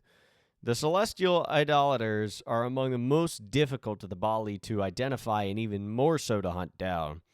Many of them don't even acknowledge the whole common name or pantheon of the Celestial. They're often found in association with mortal and Canaanite occultists like the Cappadocians or the Tremere. Basically, they want to answer the same questions: is I might live forever now, but how can I guarantee that I live forever? Or better yet, why do I live forever? But why do I live forever is something that we're going to talk about a little bit later. Yeah, that when I played the Baali, this was the guy that was my patron in that game, and me and Dan, we used Astaroth as his name, and the whole shtick behind my character Austin Wright was, Mice Master brought me into his clan that I thought was just some sort of extracurricular club, and he was teaching me all this knowledge, and then he got burned, sired me before he died, and I crawled off this flesh pit with only his knowledge to keep myself going. And then I tried studying his notes, tried forming my own cult, tried ascending with this knowledge, where the whole goal is I want to die and be with my demon god in heaven, was the character goal. And I didn't get to achieve that, but that's where I was going with the character. Yeah. And that whole, what I love about this, Kyle, you're familiar with Shin Megami Tensei 3 and how many times I've told you about it? A number of times, yes. Would you like me to pull up the Kabbalic Tree of Life? I believe that it'd be important for this. Let's see. All right, so what this is, Kyle, we're going to go and talk a little bit of mysticism for a minute. I get to talk about the occult. I want to talk about the occult, Kyle. I want to talk about it. All right, let's get this tree up for you. Shaboom, there's a tree. Oh, yeah, this there you go. Yeah. What this is that it's a 10-part path that will eventually lead you to oneness with God. And that's what this tree represents, where everyone starts at the base and then you start moving your way up through wisdom. Now with Shin Megami Tensei 3, you had this tree, but it wasn't becoming one with God. It was becoming one with Lucifer. After all, the original subtitle for SMT3 was Lucifer's Call, where it reverses the idea of Cabal. It reverses this idea, where every SMT game, the reason I love them is because they take a theological idea and they subvert it and make a horror story out of it, where you get to see what exactly a Kabbalic tree to becoming one with the devil would look like if you choose to follow it.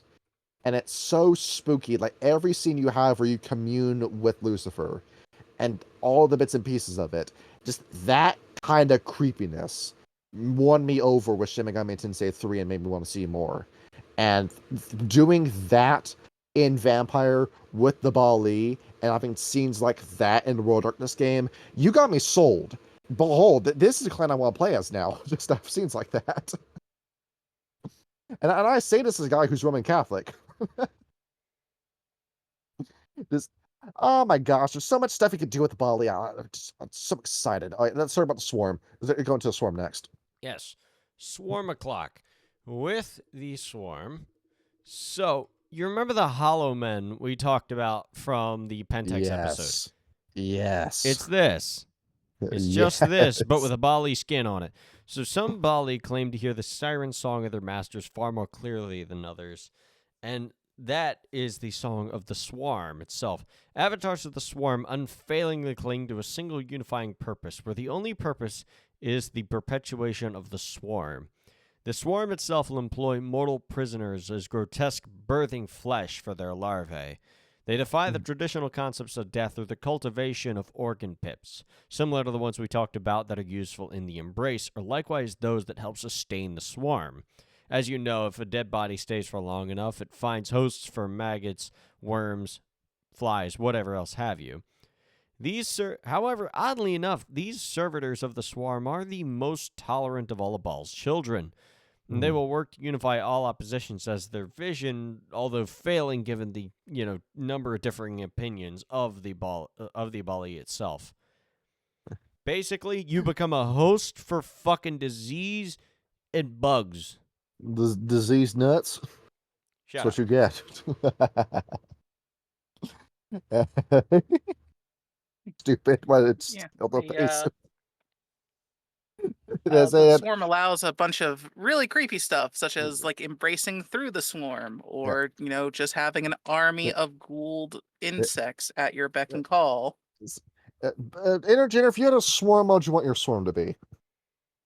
Oof, you're asking me for something that I would find repugnant. I wouldn't want one. But if I were to make a character, absolutely 100% Locust. See. You get to be a Baden. I'm just going to I would be like, you know what? Not just screw you, screw your entire town and its livelihood. All your crops gone, a bunch of your people gone. There's just bones remaining. It would literally be hell on earth for a night. That Baali probably dies real quick, but boy, would it go out with a bang.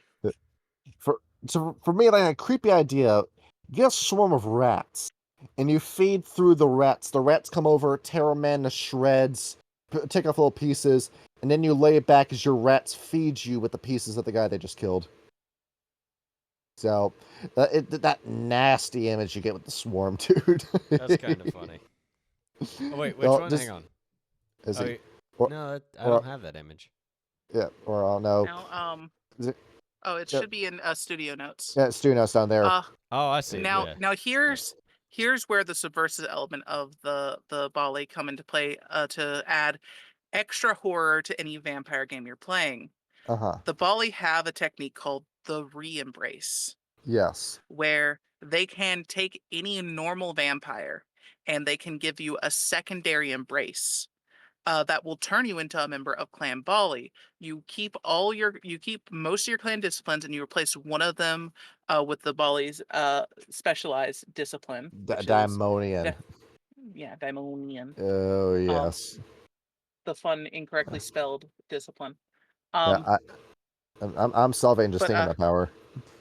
But so you replace it with that, and then you start looking at other clans and their connections to the Baali. What other clan also integrates swarms and has swarms that live inside their bodies on occasion? The Nosferatu. Exactly. Yes. So, like, once you start to read more about the Baali, you start to see them everywhere, and that's what makes them truly a threat in Vampire Chronicles. Because most of the time, most vampires don't know about the Baali. And if they do know about it, they probably think that they're a myth. But the ones who are in the know, you can't trust anyone anymore. Yeah. Because anyone could be a Baali. Yes, afterwards.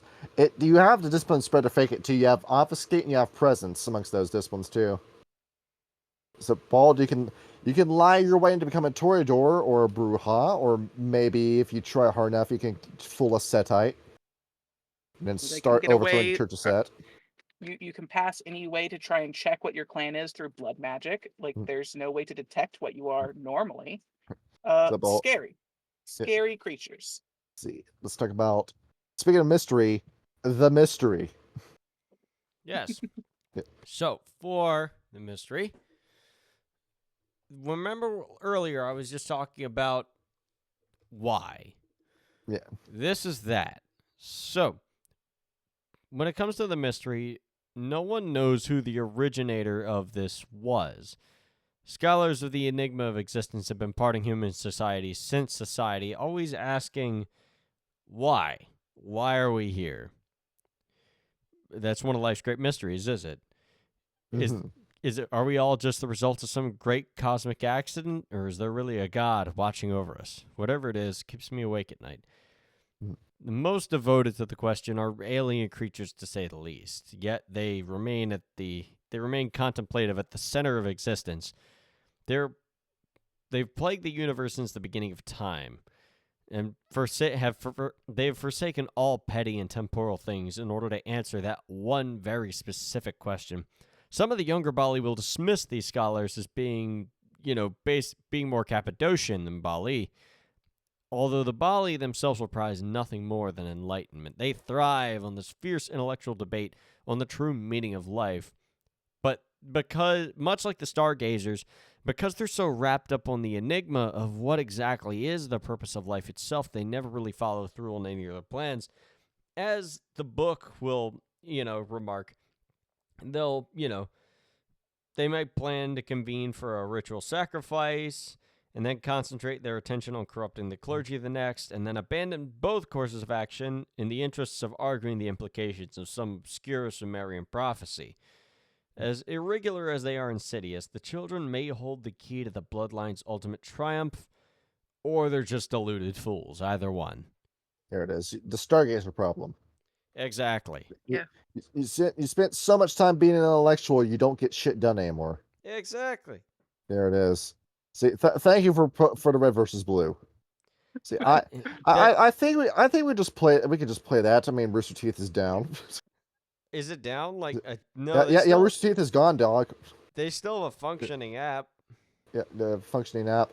Let's see, we'll play the first 1 second of it, and not click it and then pause it. Oh, what? Oh, I don't have the app, but like. Well, I was gonna say, we're dicking around with the video. Let's go on to the next one.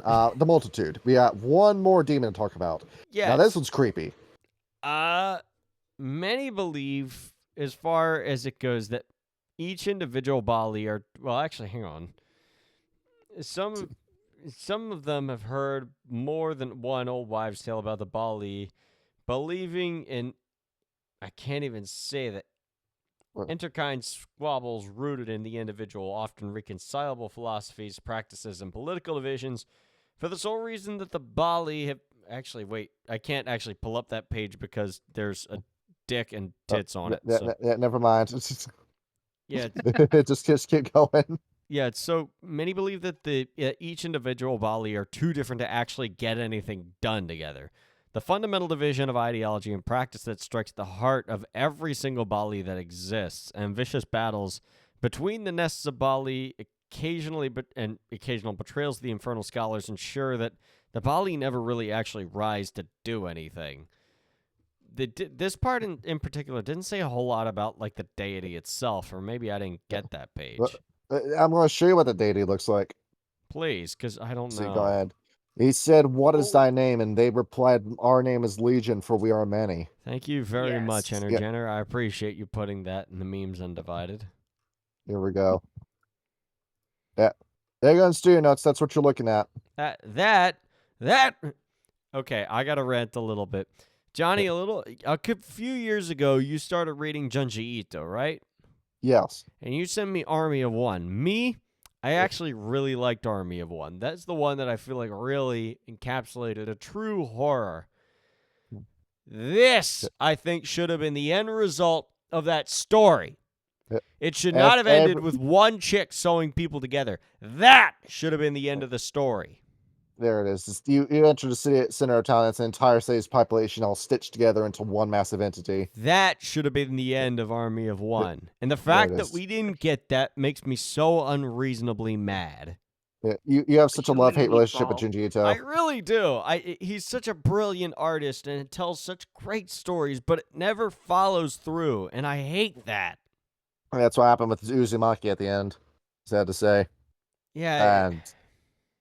And then we get more nasty pictures in the book. Like, I don't know.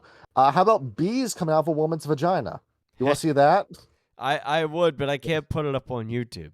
It's my creepy bee vagina fetish. That's a new one. I have a delightful collection of World of Darkness books. I very much like physical media, so I have most of them as actual physical books.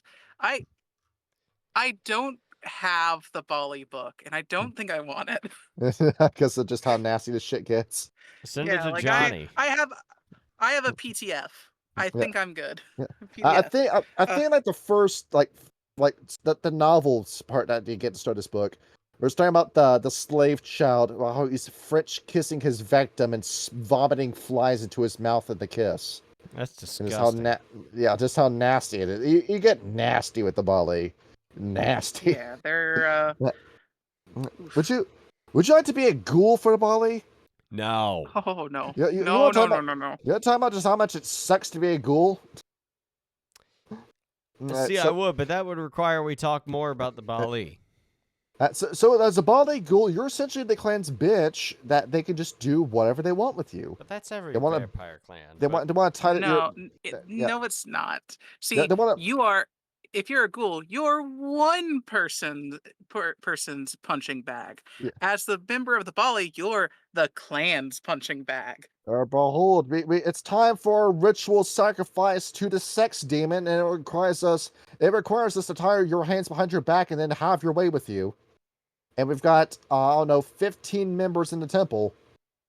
You better get ready. It's going to be a long night. That's the kind of shit you got to look forward to as a ghoul with Clan Baali. Where, just imagine all that kind of shit. Or, I don't know, we got another sacrifice that requires us to force feed you razors and then pull them out through your esophagus. I hope you're ready for all the fun and joy of being a ghoul with Clan Baali. They're very creative with their dark thaumaturgy. See, let's see, we got a trade agreement for you. I receive you to do whatever the fuck I want with you. You receive Daimonian. No. And that's it. No, thank you. But no, they don't actually get Daimonian. You're killed immediately if they find out you develop Daimonian in the process. You do get Dominate in Presence. Not worth. So I can get Dominate in Presence from climbing the fucking Ventru corporate ladder. Yes. You get one or the other because all ghouls start with Potent, so you're only getting one. So is it really worth it if you only get one? No. There it is. And you never leave the temple to actually use it. So that's it. Just the joy of being a Baali ghoul. All right, you want to talk about relationships? Let's talk about relationships. Let's do it. That was not my responsibility this time. Right. It was Ryan's, but Ryan isn't here because he wants to be with his family, so I'll do it. All right, let's get into it. Behold, the Assamites. They have Ashur, Akkad, Babel, Sargon, Samir. Do those names mean anything to you? Zamir does. See, therefore, those forefathers of the Assamites, the Baali claim that before they were your forefathers, Assamites, they were their forefathers. That they know, they were there when society formed, not the Assamites. Hakim can talk about how much he wants about how he defended the first king and the first queen, and only turned on them after finding out what Cain was doing with them. No, the Baali were there before Hakim was even born. They have that to hold over the Assamites' head. And that's it, really. Because, after all, the Baali are scared shitless by the Assamites. If there is a clan that is going to kill every member of the Baali, it's going to be the Assamites. The most base clan versus the most cringe clan. Well, actually, not the most cringe clan. That's the Tremere. The most disgusting. Yes. Yeah, we're just Those are fighting words. Like followers of the followers of Set are morally repulsive. The Baali are just physically repulsive, basically, and morally repulsive. Yeah, they're both. They're the best of both worlds. Yeah. Who's worse, the Setites or the Baali? Definitely the Baali. The Baali. Like the Baali. The Set at least have corruption for a goal, while the Baali, their corruption is the goal. To me, in all honesty, it's the Setites, because the Setites want to lie to themselves and say we're liberating the children through pedophilia, and no, the Baali know who they are. They're monsters, and they don't try to hide it. They're not pretending to be someone that they're not. So you know what? You're the Clan Baali. You're all pieces of shit, but you don't lie to me about it. Yeah, except for when they lie to you about it. Exactly that. You hold you schmeckledorfed me into becoming your ghoul. That's not even a word, and I agree with you. The Bruja. Do not presume to judge them for their rage and fallen aspirations. Carthage is gone, Moloch died with it, and thus we can share some of their sorrow and lost glory. That understanding, however, makes the Bruja easy prey. And the Bruja are the mark. You need a vampire sacrifice, get a Bruja to do it.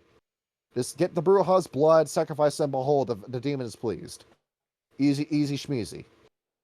There was a time where the Bruja knew what the Baali were, and were perfectly okay with it, and now that time has passed. Now the Bruja would smash the head in of a Baali the minute they found out what they were. Let's see here. Cappadocians. There was respect for the Cappadocians when it came to the study of death, but you know what? We're not going to die. We're vampires. We're going to be with our demon lords forever. Why are we going to study something that's as irrelevant as death? You know what, Cappadocians, you're just wasting our time. You know what? Come over to our side. Join us. You'll have a better place with us. But here's the thing, though. It's like, it's studying what creates death. You might inadvertently learn how to save lives. It's like the Terminator. The Terminator has an encyclopedic knowledge of human anatomy, which makes it a more efficient killer, but at the same time has the potential to make it a more efficient healer as well. You are one line of code away from making it Baymax instead of the T-101. It's you got, I don't know, maybe there's some sort of wisdom amongst the Cappadocians, but then again, Cappadocians was the guy that caused a million problems and that didn't do anything to fix them. You are the reason why we have the Giovanni. Yeah, fucking stooge. Along with the Spartan Day events of the Nagaraja. Alright, the Setites. Clearly, these base defilers represent incontrovertible evidence that our kinds have a common origin. Do they not hail from the earliest civilization of Kine? Do they not pray to a Lord of Darkness? And yet these wayward fools fall prey to the petty Western preoccupation of material pleasures, passions, and perversions. Such wasted potential. I love you know I quite like material possessions. They're quite nice.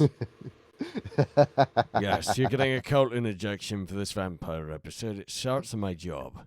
You think Set's ever going to take it well once he learns he's been lied to? Oh, absolutely not. He's probably going to try and kill the world, and then Malcolm's just going to laugh at him. You've been playing into the hands of the worm this entire time and you didn't even know it. Every fucking vampire is. See, the Gangrel. These creatures shun civilization and the company of others. They fear what they can't understand. They roam the land, they mark territories, they just act as animals. As such, they're beneath our notice. Who gives a fuck about the Gangrel? Good. The more you don't give a fuck about us, the happier we are. Yeah, the Gangrel. When is the last time the Gangrel as a clan accomplished anything? Never, because we'd rather not deal with the petty bullshit of the rest of Cainite society.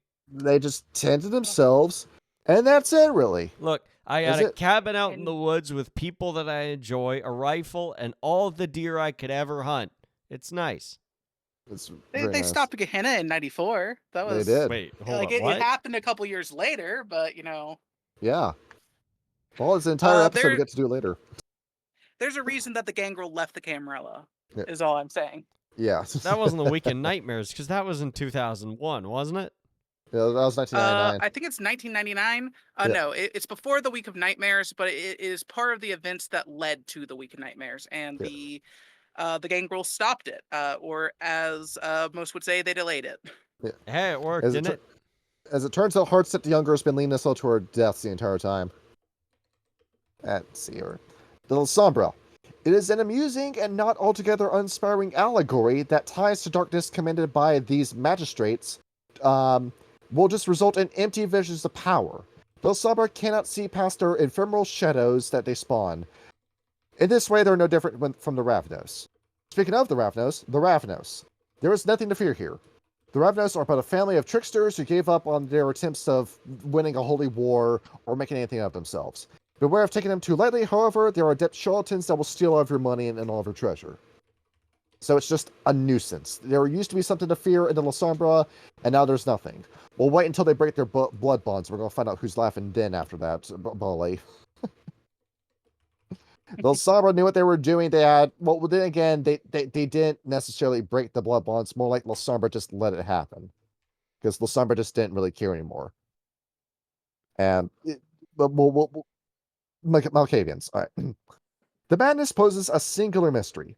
Have they truly glimpsed to the beyond, and doing so tap their finger on a button that no one else can see, or are they just raving lunatics? Listen to them and learn what you can from them, but don't stay too long, lest lunacy will prove infectious. Very good people to interrogate, right? Yeah, I guess. Go ahead. Well, this is a target for the re-embrace. You want to get him Malkavian with the knowledge he already knows and then re-embrace him to the Baali. You have a great asset with that. Wouldn't that just be a blood bond? No, you overwrite the blood. What? Yeah, the Baali, yeah, you can do that. Can re-embrace someone. They can take someone and make them a member of Clan Baali. Yeah. You got that. You got conversion with the Setites. Conversion. I just believe in Set now. No, the Baali can just overwrite the blood. Boom. You know who else can do that? Lilith. That's the kind of power that behind that. I feel like with that we might have accidentally solved the mystery of who the antediluvian is for Baali. If only Lilith can do that. Yes. Well, there are other groups that can also do that, so not quite. It was some big damn magic. Like the sons of Osiris can also turn you into one of them as well. Mm-hmm. It's not a but since the Baali's way is just particularly dark. Not nasty. But since when was, Osiris all about ritual sacrifice? Yeah. Let's see, ever since he got cut up into 36 different pieces and then it's thrown into the Nile River. It didn't come back right. That wasn't his fault, was it? Right. When you die, you die. Let's see, the Nosferatu. These disfigured tunnel dwellers know the wages of sin better than anyone else. It is not curious, then, how they parade themselves as pitiable martyrs in search of redemption, while sneaking, worming, and blackmailing their ways into power. Theirs is the most peculiar of all hypocrisy. Yep. You know what, Baali? You're kind of telling it like it is with this one. You're saying alone. You're saying what no one else has the guts to say about the Nosferatu. Because if you say it out loud, they will never sell you any information again. Nope. I failed to see what they mean by that. What the Nosferatu do is that they say, "Oh, we're disgusting. We're falling apart." Did they willingly sell you the Toreador's nudes if you pull up any money for it? No, I think I'm just gonna. The Nosferatu is very much, they have their beast on the outside, so they have a larger portion of their clan that maintain their humanity as opposed to anyone else. So they have more of them that do seek redemption. I kind of respect that. I'm not gonna lie. And the Baali find that disgusting. They can keep finding it disgusting. Everybody else finds the Baali disgusting. See, the Salubri. Now, keep this in mind. They're talking about their blood daddy here.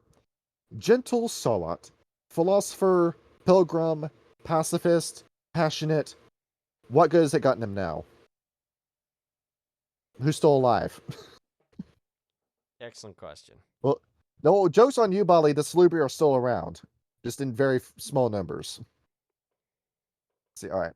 The Toreador. These self-blinded narcissists are so obsessed with beauty, material comforts, and vice. They are descendants of a long-lost tepid fascination with the cattle on whom they feed upon. Do not the childer of Cain shoulder more than their fair share of dead weight and degenerates already? Why do you want to become human, Toreador? What are you trying to do here? You're not human. Quit telling yourself that you're human. You're They're a just monster. bitter that the Toreador never forgot them. Exactly that. Like, do you want to know why most Toreador, even if they're not religious, wear a crucifix? It's not because they're Catholic. It's to keep you fucks away from them. Yeah. Exactly. Like the Toreador, most sires will be like, you need to wear this. It's like, but I don't wanna. You will wear this. Yeah, there it is. Why? Because my sire told me to. There it is. We just do this. It's just part of religion, and the Toreador who doesn't do it just disappears one day. I wonder what happened to him. The Tremere. Imagine a fugitive band of wand-waving wizards whose who pried immortality from the fingers of their greatest competitor, then subjugated the soul of the ancient in their quest for power. Such determination, such divine treachery, and to think it is said that we are beyond the understanding of our Western brethren. They love the Tremere. They respect the Tremere. They say, you did a cool thing here, Tremere. Congrats to you. We're going down two different paths, but congratulations, you took destiny into your own hands and you took it. Now fuck the Tremere. Yes. We have one vampire clan that unironically likes the Tremere, and it's the Baali. Everyone's just jealous, okay? Everyone's just jealous of the Tremere. I met one Tremere whose name was Nozomi Nishiyama, and I'm glad he's dead. Can you imagine the horror of a Tremere and Baali team up? That'd be horrifying. You don't have to. Can I present to you the path? Can I present to you the House of Illumination? Yes. Or the House of the Worm? Yeah, tell us about it. Okay, so the House of Illumination, we don't actually have much information about. We have one paragraph about it in one of the Baali supplements. The House of Illumination is literally just, hey, wouldn't it be neat if we taught more people about demons? Yeah, and that's great. all that is. Now, the House of the Worm, we do have more information on. Both of these houses were formed by the Baali within the Tremere, because if a Baali is going to infiltrate society, they'll pretend to be. Oh, did she cut out? Yeah, she cut out. Ah, crap. Janitor, start again. Great for better knowledge, right? Yeah. That honestly works great in the episode's favor. The Tremere caught our contact. They caught her sharing confidential knowledge and silenced her. They just put a gun to the back of her head when she was sitting there at her chair, man. The blood hex went through. She's now there. She went. Oh yeah. There it is. Tell us where you're going with that again. Sorry. Oh no, where did I cut off? Let's see. Crap. Let's see. So yeah, you were saying they were telling people about demons and thought it was a cool idea. Yeah, the Path of Illumination. Yeah, that's their whole shtick. They don't have much to them. We only have a paragraph of them. We only know that they exist, and there's probably like a little over a dozen of them across the world. It's great. The Path of the Worm. It's not saying I'm lighting up here. Is there? Yeah, we hear you. We hear you. Okay, just making sure. Yeah. So for the House of the Worm, basically the Baali just were like, hey, I know your clan is really against the whole worm thing. But what if you worshipped it instead? Look at Tremere over there. Look at what he's become. Look at it as he's going through this dark metamorphosis. He's clearly greater than what any kindred could be. You're looking for the next set of kindred evolution. It's right there. Worship it. And they're like, you know what? That's a good idea. And these guys are a lot more scary because they actually have the numbers. There's probably a good 30 or so of them, but they're in positions of powers. Like, they run regencies. One of them is actually a prince somewhere in Germany. I don't remember the exact city name. But like, this is where the Tremere have gone off the deep end. They're full infernalists. They're making deals with demons. They're Baali in all but name only. Like, they're pure servants of the worm. They make deals with demons. They make deals with bane spirits. They're really scary. They're really messed up, and they're trying to convert the rest of the clan. It's you gotta love just how everybody in Tremere. You say you have this pyramid, this authority structure, and then nobody follows it. See, that's why you have to follow the pyramid. When people step out of the light of the pyramid, bad things happen. There it is. That's just telling people about demons. It's a great idea. You want to buy a copy of the Lesser Key of Solomon? Boy, do we have the book for you. This is the unredacted version you can't find on the internet. Ooh, fancy. Let's see. Who else do we have to talk about? The Zimichi. The Fiends have achieved immortality, something man has searched for since the garden was borrowed from him. The mysteries of infinity, nothingness, this world, and that which lies beyond are subjects given to them to ponder over an eternity of lifetimes. And yet they persist in playing their little games with the all too fleeting currencies of fear, fiefdoms, and flesh, piling layer upon layer of customs and ceremonies. And they're going nowhere. You have all this potential and you've wasted it, Zumichi. Well, who was it who overthrew Azaniel? The Zimichi. So you see how the Baali are just eating shit with everything they say. Yeah, basically. And then they're their own hype. They sort of have to be their own hype men, to be fair. And then the Ventru. They have such lofty aspirations for a hidebound circle of egoists. Is it their belief that lions rule? Surely they have also been made aware that even lions have their predators, and that in the end, the carrion beast will devour all. King Nothing at the end of the day, right? I'd You point your sing finger King Nothing by Metallica, but it's late. Where's your growl, King Nothing? I haven't smoked enough to do James Hetfield. I don't think he smokes, has he?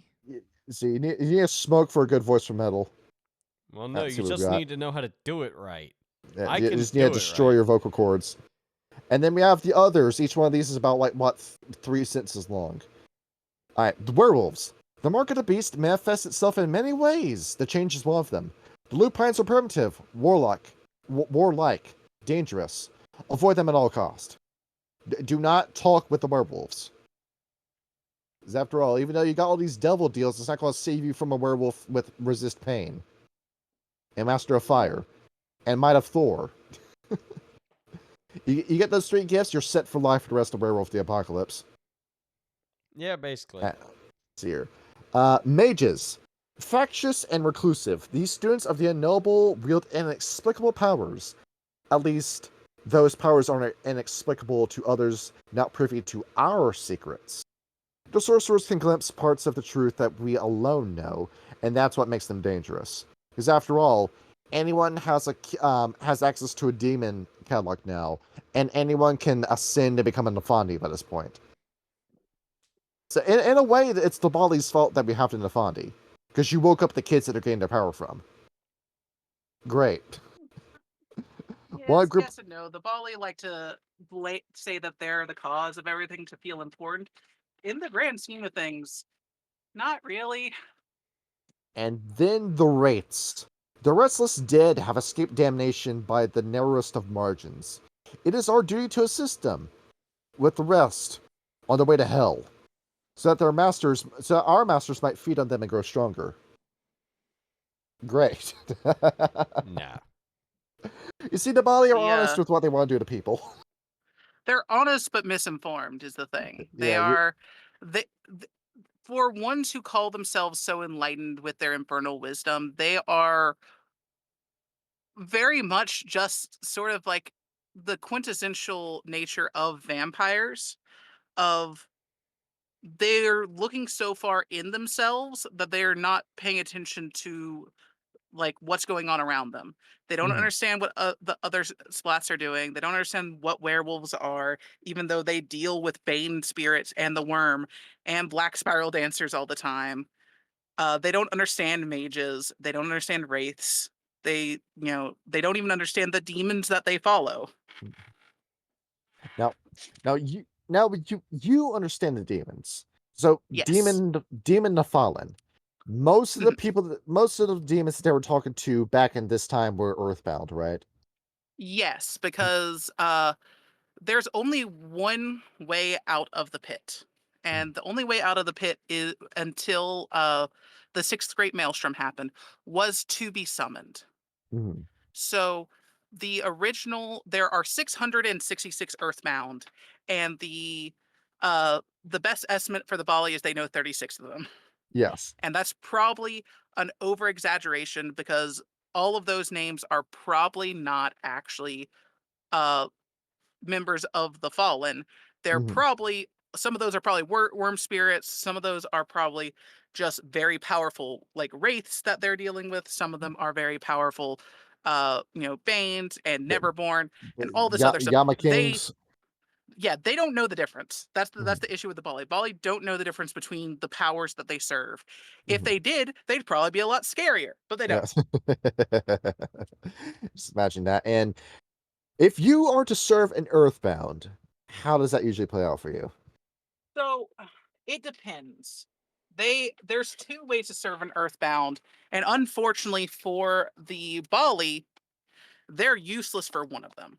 Mm-hmm. Earthbound, like any demon, run off faith. They need faith to function. This comes in a lesser form in worship, but usually requires more things like sacrifice as and the like. There's a reason that you're not generally seeing a lot of vampiric sacrifices from the Bali because the Earthbound don't want that. Bane spirits will love it. But Earthbound don't need it because it doesn't benefit them. The only thing the Earthbound get from vampiric blood sacrifices is access to vampiric disciplines, which they don't need that. Let's be honest. They have much more With that powerful tools. ludicrously powerful they are. Yeah. Yes. So Is with that, the sacrifice of a human gives them all of their faith, and that's delicious, and they love that. So Bali only serve for the purpose of sacrifices for them to keep them satiated and keep Mhm. them filled. Uh, which is partially of why the Bali started losing relevance around the Middle Ages, is because all the Earthbound went to sleep. Yeah. um, Yeah. the Molokim thought they were responsible for it. They weren't. There was just not enough faith in the world because of monotheism coming to prominence. See, thank you, Lucifer. Very cool. Ye- So, Abaddon, Asmodeus, Azrael, Belial, and Dagon don't have the power that they used to.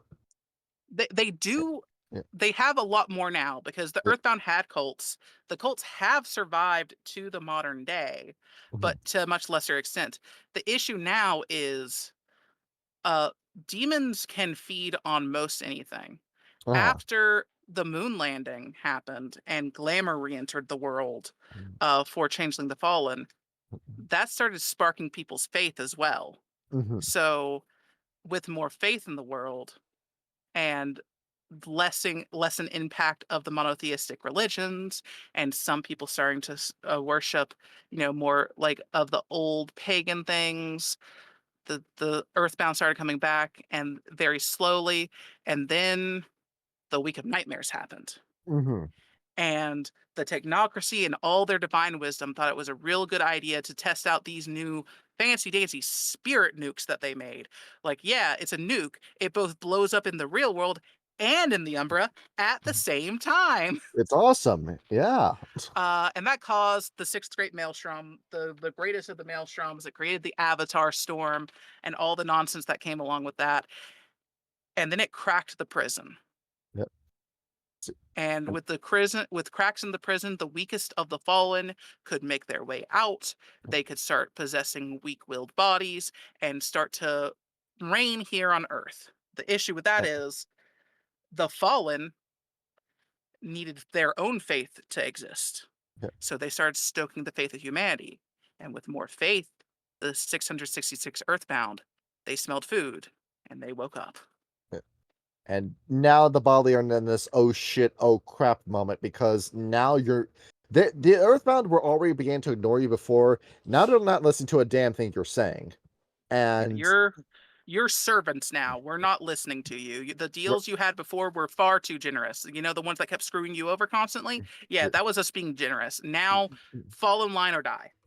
Where the Nurgle Baali are now getting smashed like insects for thinking they can big dick with the demons. And the Molochians are using what contracts they have to fight the demons that they used to venerate. You know, Chancellor Man. They're essentially living the Pact of Chancellor Man. And then with the Swarm, the Swarm of Samael, well, behold, that's your biggest asset as an Earthbound now. All this crazy shit you got coming your way. So, in fact, what? The Baali have had some inroads with some of the more disastrous elements of the newfound Fallen, because the Raveners and the Baali, they go together like peanut butter and olive oil. Like, you probably don't want them together on a sandwich, but neither does anyone else. Yes. Where, behold, Kyle, you want to run a Werewolf game in California? Well, yeah. Well, what year is it going to take place in? Is it after the Sixth Great Maelstrom? Because if it is, I got something for you. What year is the Sixth Great Maelstrom? 1999. 1999 to 2000. Then yes. Yeah. All right, so behold, it's Manishtusu, the demon of Los Angeles. Of Los Angeles? Yeah, there he is in studio notes. Why? How? What? Because he lives there? Why? Yeah. It's just where the humans summoned him. You have to, like, when you're talking about demons from Demon of the Fallen, their roots are angelic in nature. They are the fallen angels from the Bible. Mm-hmm. But they didn't stay that way once they got to Earth, because the Earthbound were each and every one summoned by humanity. It started off with just a couple that Lucifer gave the names to humans for, to save his friends from the pit, because, like, we need to get you out of there. But it took teaching magic to a bunch of dumb humans takes a long time, okay? It took him a few tries. It wasn't until he eventually, like, there were a couple of successes, like Lilith, like she took to it real quick, but she wasn't about the demon nonsense. Or like the eldest. Yeah, so you got the people, and they're like, okay, you know magic now. I need to convince some of you to summon demons. And most of them were like, no, thank you. It's like, there's power involved, and they're like, okay, sold. The issue is, it took him a while, and the Abyss is not a nice place. So in the few like 1,000 years it took him to do that, everyone in the pit had gone insane already. Yeah, like that. Zoom in on Manishtusu there, Kyle.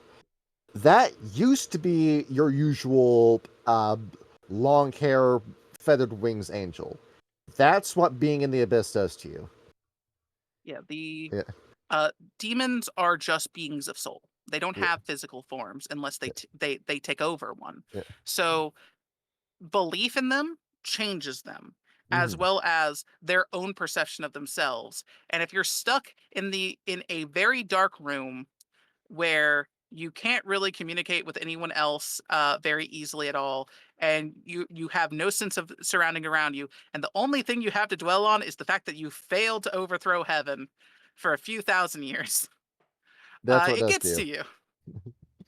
And eventually you get to lose your sense of self, and you begin to become this abstract abomination like that. So you get wild possessed, basically. Yeah, there it is. You wish it was wild. You wish it was. Demons are the most of the worm something can be without being of the worm. It's the wild turns you into something crazy but oddly beautiful. The worm in its essence just turns you into something disgusting. The worm doesn't make beautiful things.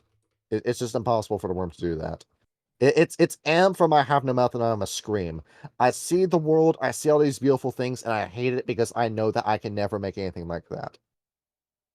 And so instead you decide to cause suffering. Yes. Out of spite. Wow, that's fucking stupid. You want to talk about roads? As in ends? Well, no, the roads of revelation. Oh yeah, I do. Yeah, sure. See, well, pull this image up. There's an image for the Path of Evil Revelations that's an homage to this picture. Let's just have this picture up on the screen. Scary stories to tell in the dark. See, you look at this book as a child, and you thought that the world was hollow after you saw this image. Where we have two roads to talk about. We have the road of the devil and the path of evil revelations. Let's do the road of the devil first. All right. I think it's pretty simple as to what road of the devil is based on the name. Where just take a wild guess as to what it means. Just take a wild guess. Be evil. Yeah, be as the demons that you summon. Where, behold, you take that whole path of ecstasy and path of Typhon, with the Setites. You take that, you crank it up to 11. Is what you do mechanically. There is no written out road of the devil because it's just too disgusting to stat out. You just use your imagination with this. And what's your reward? You become the devil by unifying with your beast and becoming this like pseudo demon as your reward. Congratulations, you're now the most disgusting thing in the universe. I hope you're happy with your decision. And then we have... They probably are.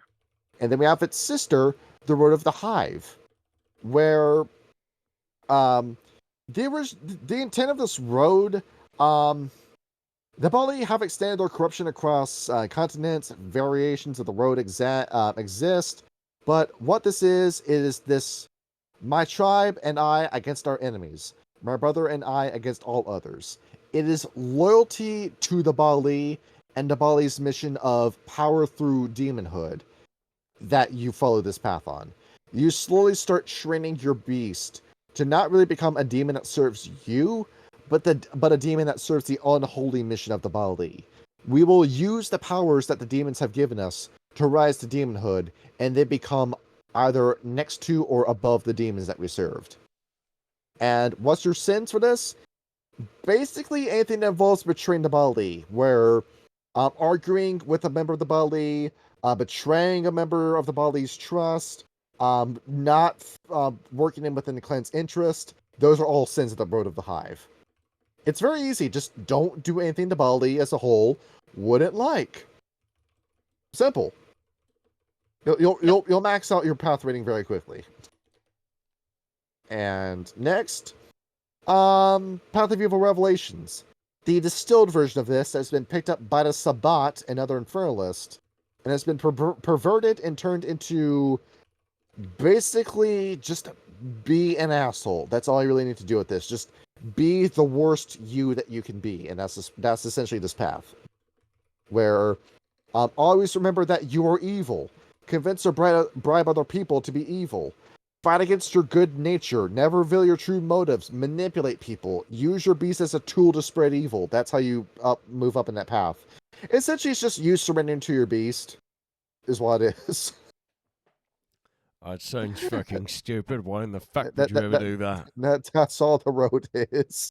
Well, it's very simple. Like the easiest way for a person to restrain their beast is with humanity, because remembering who you were before is a very easy way to stop you from slipping down this dark, evil slope of the creature you have become. Some people, like, hey, well, it's been 3 weeks and I've lost 5 points of humanity already because I'm a bastard. Are there other paths for me? It's like, they're not as effective, but they're here. You go to the Path of Evil Revelations. Enjoy the 2 weeks you have control over yourself before you lose yourself. And behold, you're now living an out-of-body experience as a demon is puppeteering your body. You're not who you used to be anymore once you complete that road. Because as it turns out, the road's a lie. Again, you're an idiot for following this. Whose fault is that? Wow. It's my character's fault because this was the road I was following in Dan's Vampire game. I'm starting to understand that pretty much every other Kanoite that I've met is full of shit. I'll tell you what, I quite like this whole humanity thing. Gangrel though I may be, but you know what? It's quite nice. Just listen to the Tremere. We won't lead you astray. Shut up. See, the masters of their own destiny. And now we get to talk about Daimonian. Now, this is the reason why you play as these guys. Kyle, take a look at just how tasty Daimonian is as a discipline. Behold. At level 1, we have Sense the Sin. You roll perception and empathy, and you can just tell the 7 deadly sins on a scale on somebody. You know what their lowest virtue is. You can tell if they have weak willpower. It teaches you how you can manipulate this person and begin to corrupt them. You wish the Setites had this power. It's very easy to get the ball rolling with this. Number 2, fear the void below. You want to cause Rot Shrek, but even better? Behold, just go ahead, use this. No blood point required, by the way. You can just pop this off. That sounds busted. Wits and Intimidation, this difficulty being subject to the target's courage +4, that's usually not very high, and it will drive you into Rot Shrek. It'll be either like a turn or multiple turns that they have to roll out of, or it'll just scare them so badly they fall unconscious. Simple. It's your end encounter button essentially. Yep, and it costs nothing to use. Your Sag die. So behold, this is why you want to play as the Baali, because you get easy money with this. Easy money. Conflagration. Now we're cooking with gasoline. The player spends 1 blood point. This creates a bolt of black fire that inflicts 1 die of aggravated damage, and for every blood point you pump into this, it'll increase the size of the flame and the damage of the flame. This can only be put out through water, through suffocating it. You can't put this out. You can't fire extinguish it. You have to submerge it and completely snuff it of oxygen. And it will continue to burn forever until it kills the target. That's it. So this is the easiest way to kill somebody. Also, if you target a vampire with this, it sends him into Rot Shrek immediately. Boom. Literally the whole... pretty much every discipline we've talked about so far is quite literally the Baali just going, Lamau, kill yourself. Have you ever seen you know Chainsaw Man? You know that Fujimoto's comic before that was Fire Punch? Was it? Yeah. I get to tell us something about Fire Punch for the first time. I'm excited. Oh boy. All right. So Kyle, see, let me pull up a good picture of this guy. Let me show you what conflagration does to you. All right. You see this man? You see this man I just posted in studio notes? Hang on. He on fire. Yeah, he is. Yeah. Would you like to guess what his superpower is? Lighting himself on fire. No, it's regeneration. What happened to this man is that a wizard shot him with a fireball that was set to never go out until it kills him. He regenerates at an even speed with the fire so that the bolt never kills him. That's kind of funny. There it is. And you get to feel the pain for this for as long as you may live. So imagine shooting a werewolf with conflagration. Yeah. Oh. Yeah. Literally the burning crown. Yes. I'm pretty sure the fire would win against vampire regeneration, but it wouldn't be pleasant for them. Yeah. Well, it'll be you would eventually die as a werewolf, but just imagine like the image of a werewolf on fire in agony coming after you. How long do you think Grim would last? Yeah. A bit. Yeah, probably a day, just the rest of that day. And but it'd look really, really cool. Yeah, that thing coming after you. You better find a body of water to put that flame out with. The purification elements. All right, let's go down the line. Psychomania. Well, Psychomachia. I missed the letter. The vampire, after learning to target tragic flaws using Sense of Sin, you have to use this in tandem with that power, forces the subject to roll, I guess, their lowest virtue, difficulty 6. Failing this roll, getting no successes on it, will summon an apparition of your darkest self, perceivable only to that target, who will then proceed to torture that target. Forever. This doesn't stop. Terrible. So, yeah, this goes on for as long as the storyteller may deem it. So you could have a whole fucking campaign of just trying to defeat a Psychomachia. It's like there it is. We are now playing Werewolf and Wraith the Oblivion at the same time. It's like fucking... Go ahead. Sorry.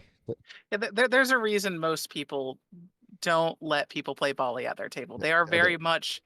I believe the book even states that they're very much designed to be antagonists. But busted by design. Daimonian, just the power with this. Give me the power. I'm ready to make the deal. All right, let's see here. And then lastly at level 5 we have condemnation. Now take a wild guess what that does. Puts I don't know. I got the page up right now, so I can't spoil it. So the system: you roll intelligence and occult, difficulty equal to the subject's willpower. And then the length of what will happen depends on how many successes you roll. The player must split successes for each duration. Curses with 0 successes allotted. Let's get into what the curses are. Success: for 1 week, no voice shall be lent your lying tongue. All subterfuge rolls +3 difficulty. 2 successes, 1 month. Sicken and wither infidel. All strength rolls will be at +2 difficulty, and the vampire cannot use blood to boost your strength. Your blood buff and your potence mean nothing. 3 successes, 1 year. Reap this bitter harvest. May your closest friends turn foe. The character's friends will no longer trust them. This can have any number of mechanical effects deemed to the storyteller's discretion. 4 successes, 10 years. Barren be thy seed and the loins of your line. The character becomes sterile or barren and cannot even make ghouls. 5, permanent. The mark of your doom, all you touch must fall. Simple failures are considered botches while this curse is in effect. That's terrible.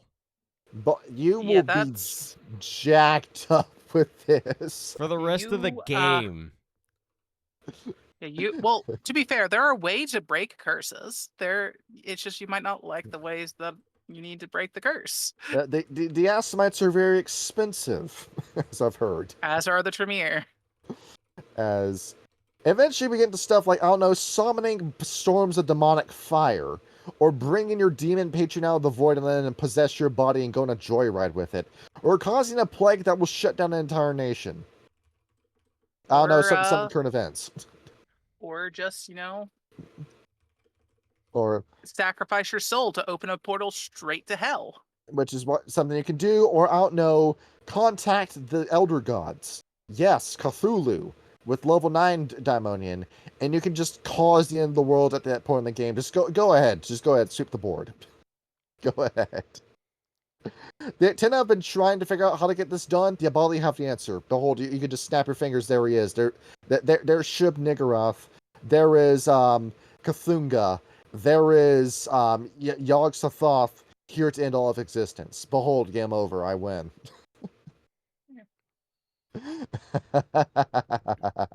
Generally speaking, like this is the plot point of your chronicle, not something you're going to be doing personally. This is, hey, that guy over there, he's literally trying to summon the beast, like that one.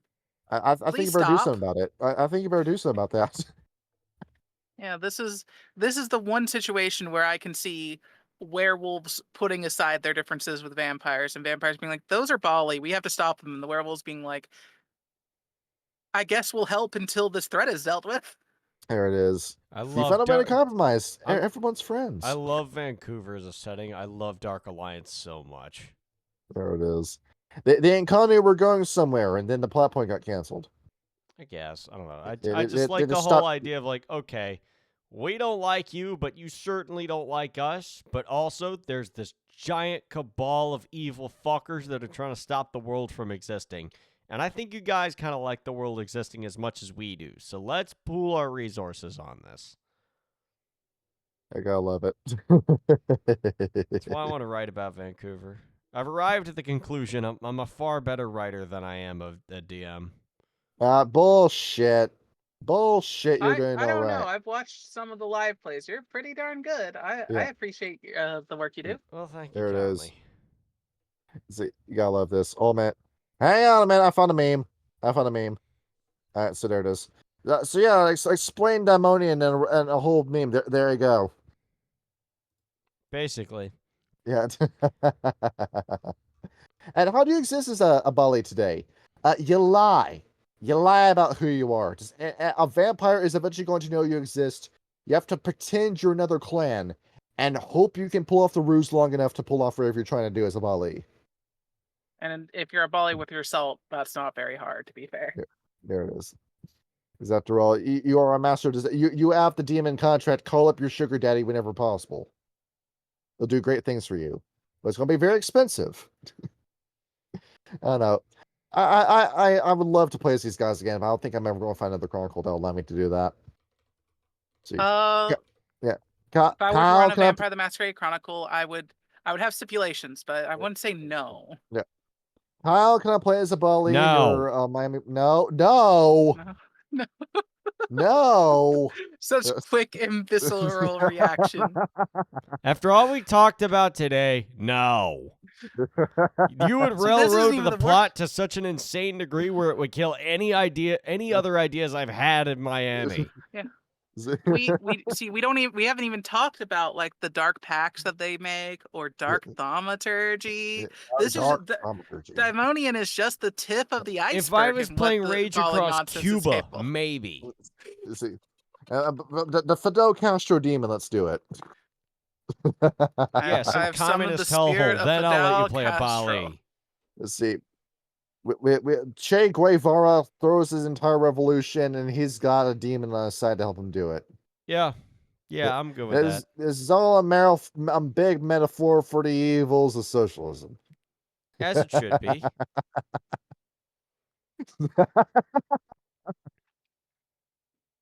And all right, so with dark thaumaturgy, let me just spit fire these paths off of you. Fire the Inferno, except it's balefire. Cool. You have to give people cancer through fire? Well, guess what? You can. Have fun with radiation sickness. See. Path of Phobos. You induce a man's worst fears. You're Scarecrow from Batman with this power. Bombs away. Taking of the Spirit. Well, gee, I wonder what that does. Path of Pain. Mastery over inflicting physical pain. Voodoo doll kind of stuff. Path of Pleasure. Critting of artificial addictive pleasure and other drug-like effects. You want to get a man high just from looking into your eyes? Guess what? You can do that. Path of the Defiler. Mystical Corruption. You're a walking bane. Bombs away. You're directly feeding into the worm. Path of the Unspoken. The Path of the Unspoken deals with the acquisition of knowledge through blasphemous means. The more you hate Jesus, the more powerful you become. You become Nick Rekieta with this power. Basically. Path of Pestilence. Guess what Pestilence is? Bombs away. All right. Path of Corruption. We've already talked about this. Light. Yeah. The Path of Evil Revelations allows you to see into the spirit world and grab a hold of spirits and begin to corrupt them and turn them into banes. You're or use the banes. See, Path of Pain, we've already talked about this. That's the Dark Ages version of them. And then lastly, Tyranny of the Worm. Guess what that does? Level 1, you can destroy somebody's true faith 7-point merit with it. See, that just sounds broken. There it is. You wonder why people dance the Black Spiral? It's for stuff like that. This is why you get in bed with the worm. Or also at level 2, where you can graft a Bane spirit to your body, gain biomass and power through doing so, along with Gnosis and Rage. You want to be a Baali running around with Rage and Gnosis? And now I can start using worm gifts? That sounds like you're going to die very shortly after that. You could try. And you can make multiple actions with Rage. You want to fight this Baali? You want to fight this enemy? I'll fight him from really far away with a rifle. How about that? There he is. This is how delicious they are. But you can also make a virtuous Baali too, because after all, we brought up the Moloch guys, where you're using those infernal powers to fight against the infernal powers. Kyle, what's one of my favorite animes of all time? Berserk. Devilman. Where it's the. I don't think I've talked to you about Devilman in a while, but basically the problem of that story is that it's a guy, Akira Fudo, who gets possessed by the demon Prince Amon and becomes this half-human, half-demon who's trying to prevent the rapture from happening by fighting other devils. I mean, that's kind of neat, but isn't that just Devil May Cry? That's anime back in 1972, and they remade it for Netflix, and it's a cosmic horror story, and they're just that kind of stuff where I know it's like an old anime trope at this point, like, oh, I hate Titans and I become a Titan, I hate ghouls and I become a ghoul, I hate kaijus and I become a kaiju. No, like this with the Baali, no, this is cool. That kind of plot point with the Baali, it's cool, where you realize you made a massive mistake taking this embrace. You're gonna go to hell when you die, but let's see if you can try to work your way back into heaven by trying to fix the mistakes that you've caused. That kind of plot point is something I'd be all over with the Baali. If there's a novel out there or a fan fiction that's that story, please send it to me because I would love to read it. Ah, man. What other crazy things can we think of the Baali? Kyle, if you're gonna put the Baali in your games, what would you do with it? Yeah, think about this. I don't know. They're really complicated. They really are. You gotta have a plan set for the Baali. If you're gonna put the Baali in your game, you gotta have a roadmap for it. They would have to be there like from the start as an antagonist. Because that is the one drawback to them. What game are we running? That depends how I would want to use the Baali. Well, let's say it's a vampire game. A vampire game, the Baali is your friend. The Baali is the person who, when everyone else in the town, they have not helped you with your goals and you're really needing a favor, you go to them and they help you with open arms. They're there. They help you every step in the way. Anytime you need something, of course. Like, you owe me this favor, but I'll do this for you. And slowly through, just manipulation and your fun and cordial business relationship with you, walks you straight down the road to hell. It slowly starts. You don't realize just how sick you are, and by the time you realize what you've got, you've been sick for so long, you're okay with it. It's kind of disease you got. After all, you're playing as a masterful villain, but if you would do an antagonistic Baali. But Integer, what if we want a more heroic Baali? How would you run that? If it's possible. It's hard to say yes.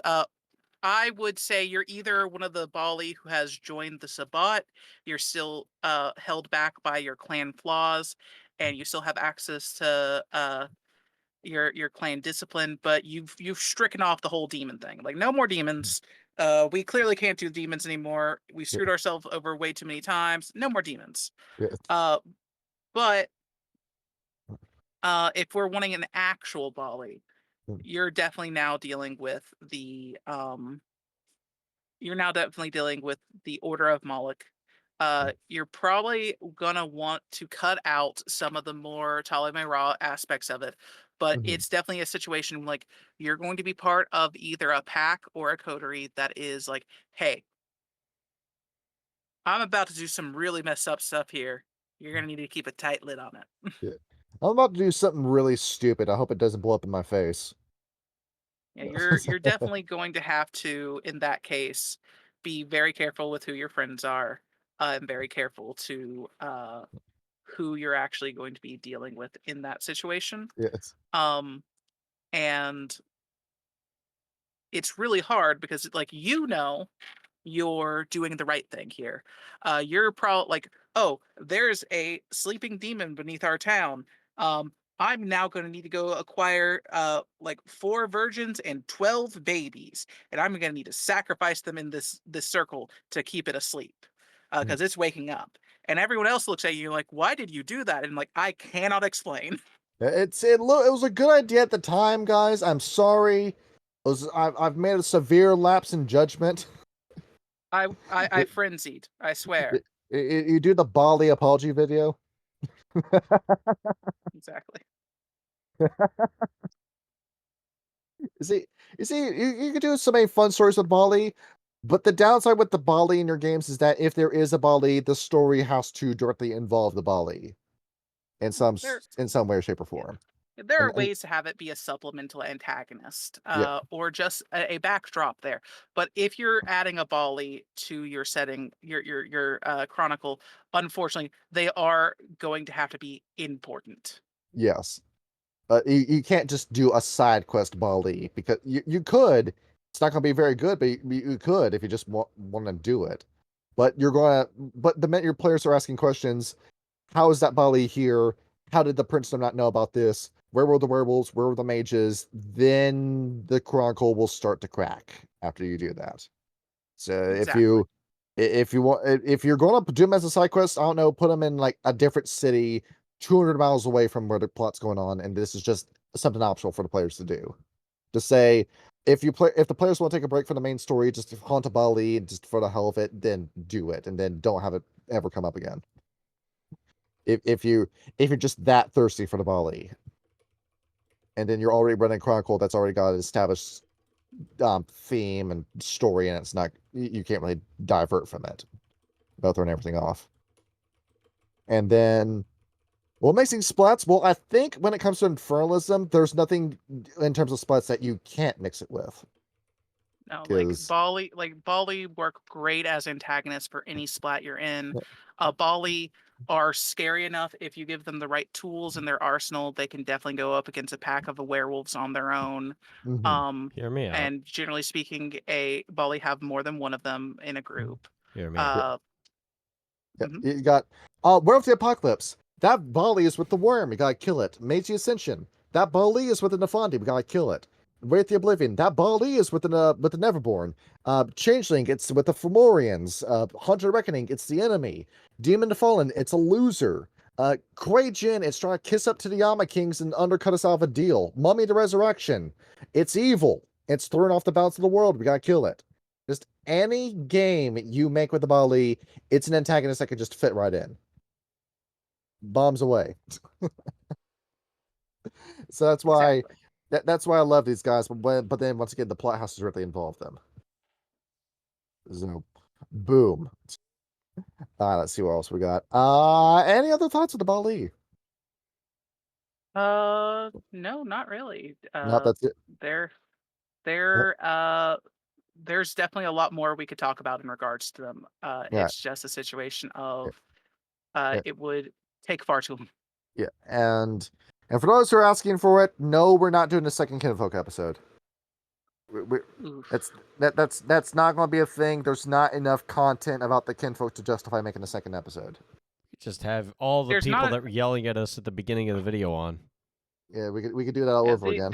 There's more to discuss about Kinfolk, definitely, than what you covered. As for actual lore information, no, not really. Yeah, there was no lore. That's what it was. Well, because they're directly tied to the Garu. The Kinfolk lore is the Garu lore. Yes. I suppose we could do it like an NPC builder in January or something. And there we go. I fundamentally disagree with your opinion on the Kinfolk, by the way. Like, you can make anything into a great story, and the Kinfolk definitely could. I'd rather play a vampire game as ghouls. That's also a viable option. Again, it does have the second stringer syndrome is the main issue of it. It does. I understand the mindset of why am I playing a Kinfolk when I could be playing like an actual werewolf. Mm-hmm. It comes down to like what kind of game you're playing. Right. And the Kinfolk kind of game is a game that I have no interest in ever running. I might do it out of spite now. You're gonna put me in, we're gonna play San Francisco, Rage Girl San Francisco, and then we're just gonna be Kinfolk. No. Well, here's the thing. Everyone else can be Kinfolk, and then Johnny here can be like the one Garu. It could work. There it is. Yay. I don't know if we'll do that. No. All right. That's the end of this episode. We're done. All right. So be thankful. This is our Thanksgiving episode, by the way. Be thankful for the demons that have decided to keep you alive for this long. I guess, yeah. Is when they wake up, they'll kill us all. But Thanksgiving is on the fucking 28th. Yeah, we did it in advance. Yeah. Oh, okay. Yeah. All right. What's Well, thanks for having me. Thank you. And what's next on the menu? Ways of the Wolf. I haven't heard of that. So it's your lupus guide. Oh, okay. As we finally get a case of lupus. How to be a wolf. And thank you for being a part of this, Intergener. Never lupus. Oh, of course. All right. Good night, everybody. And that is it. GN.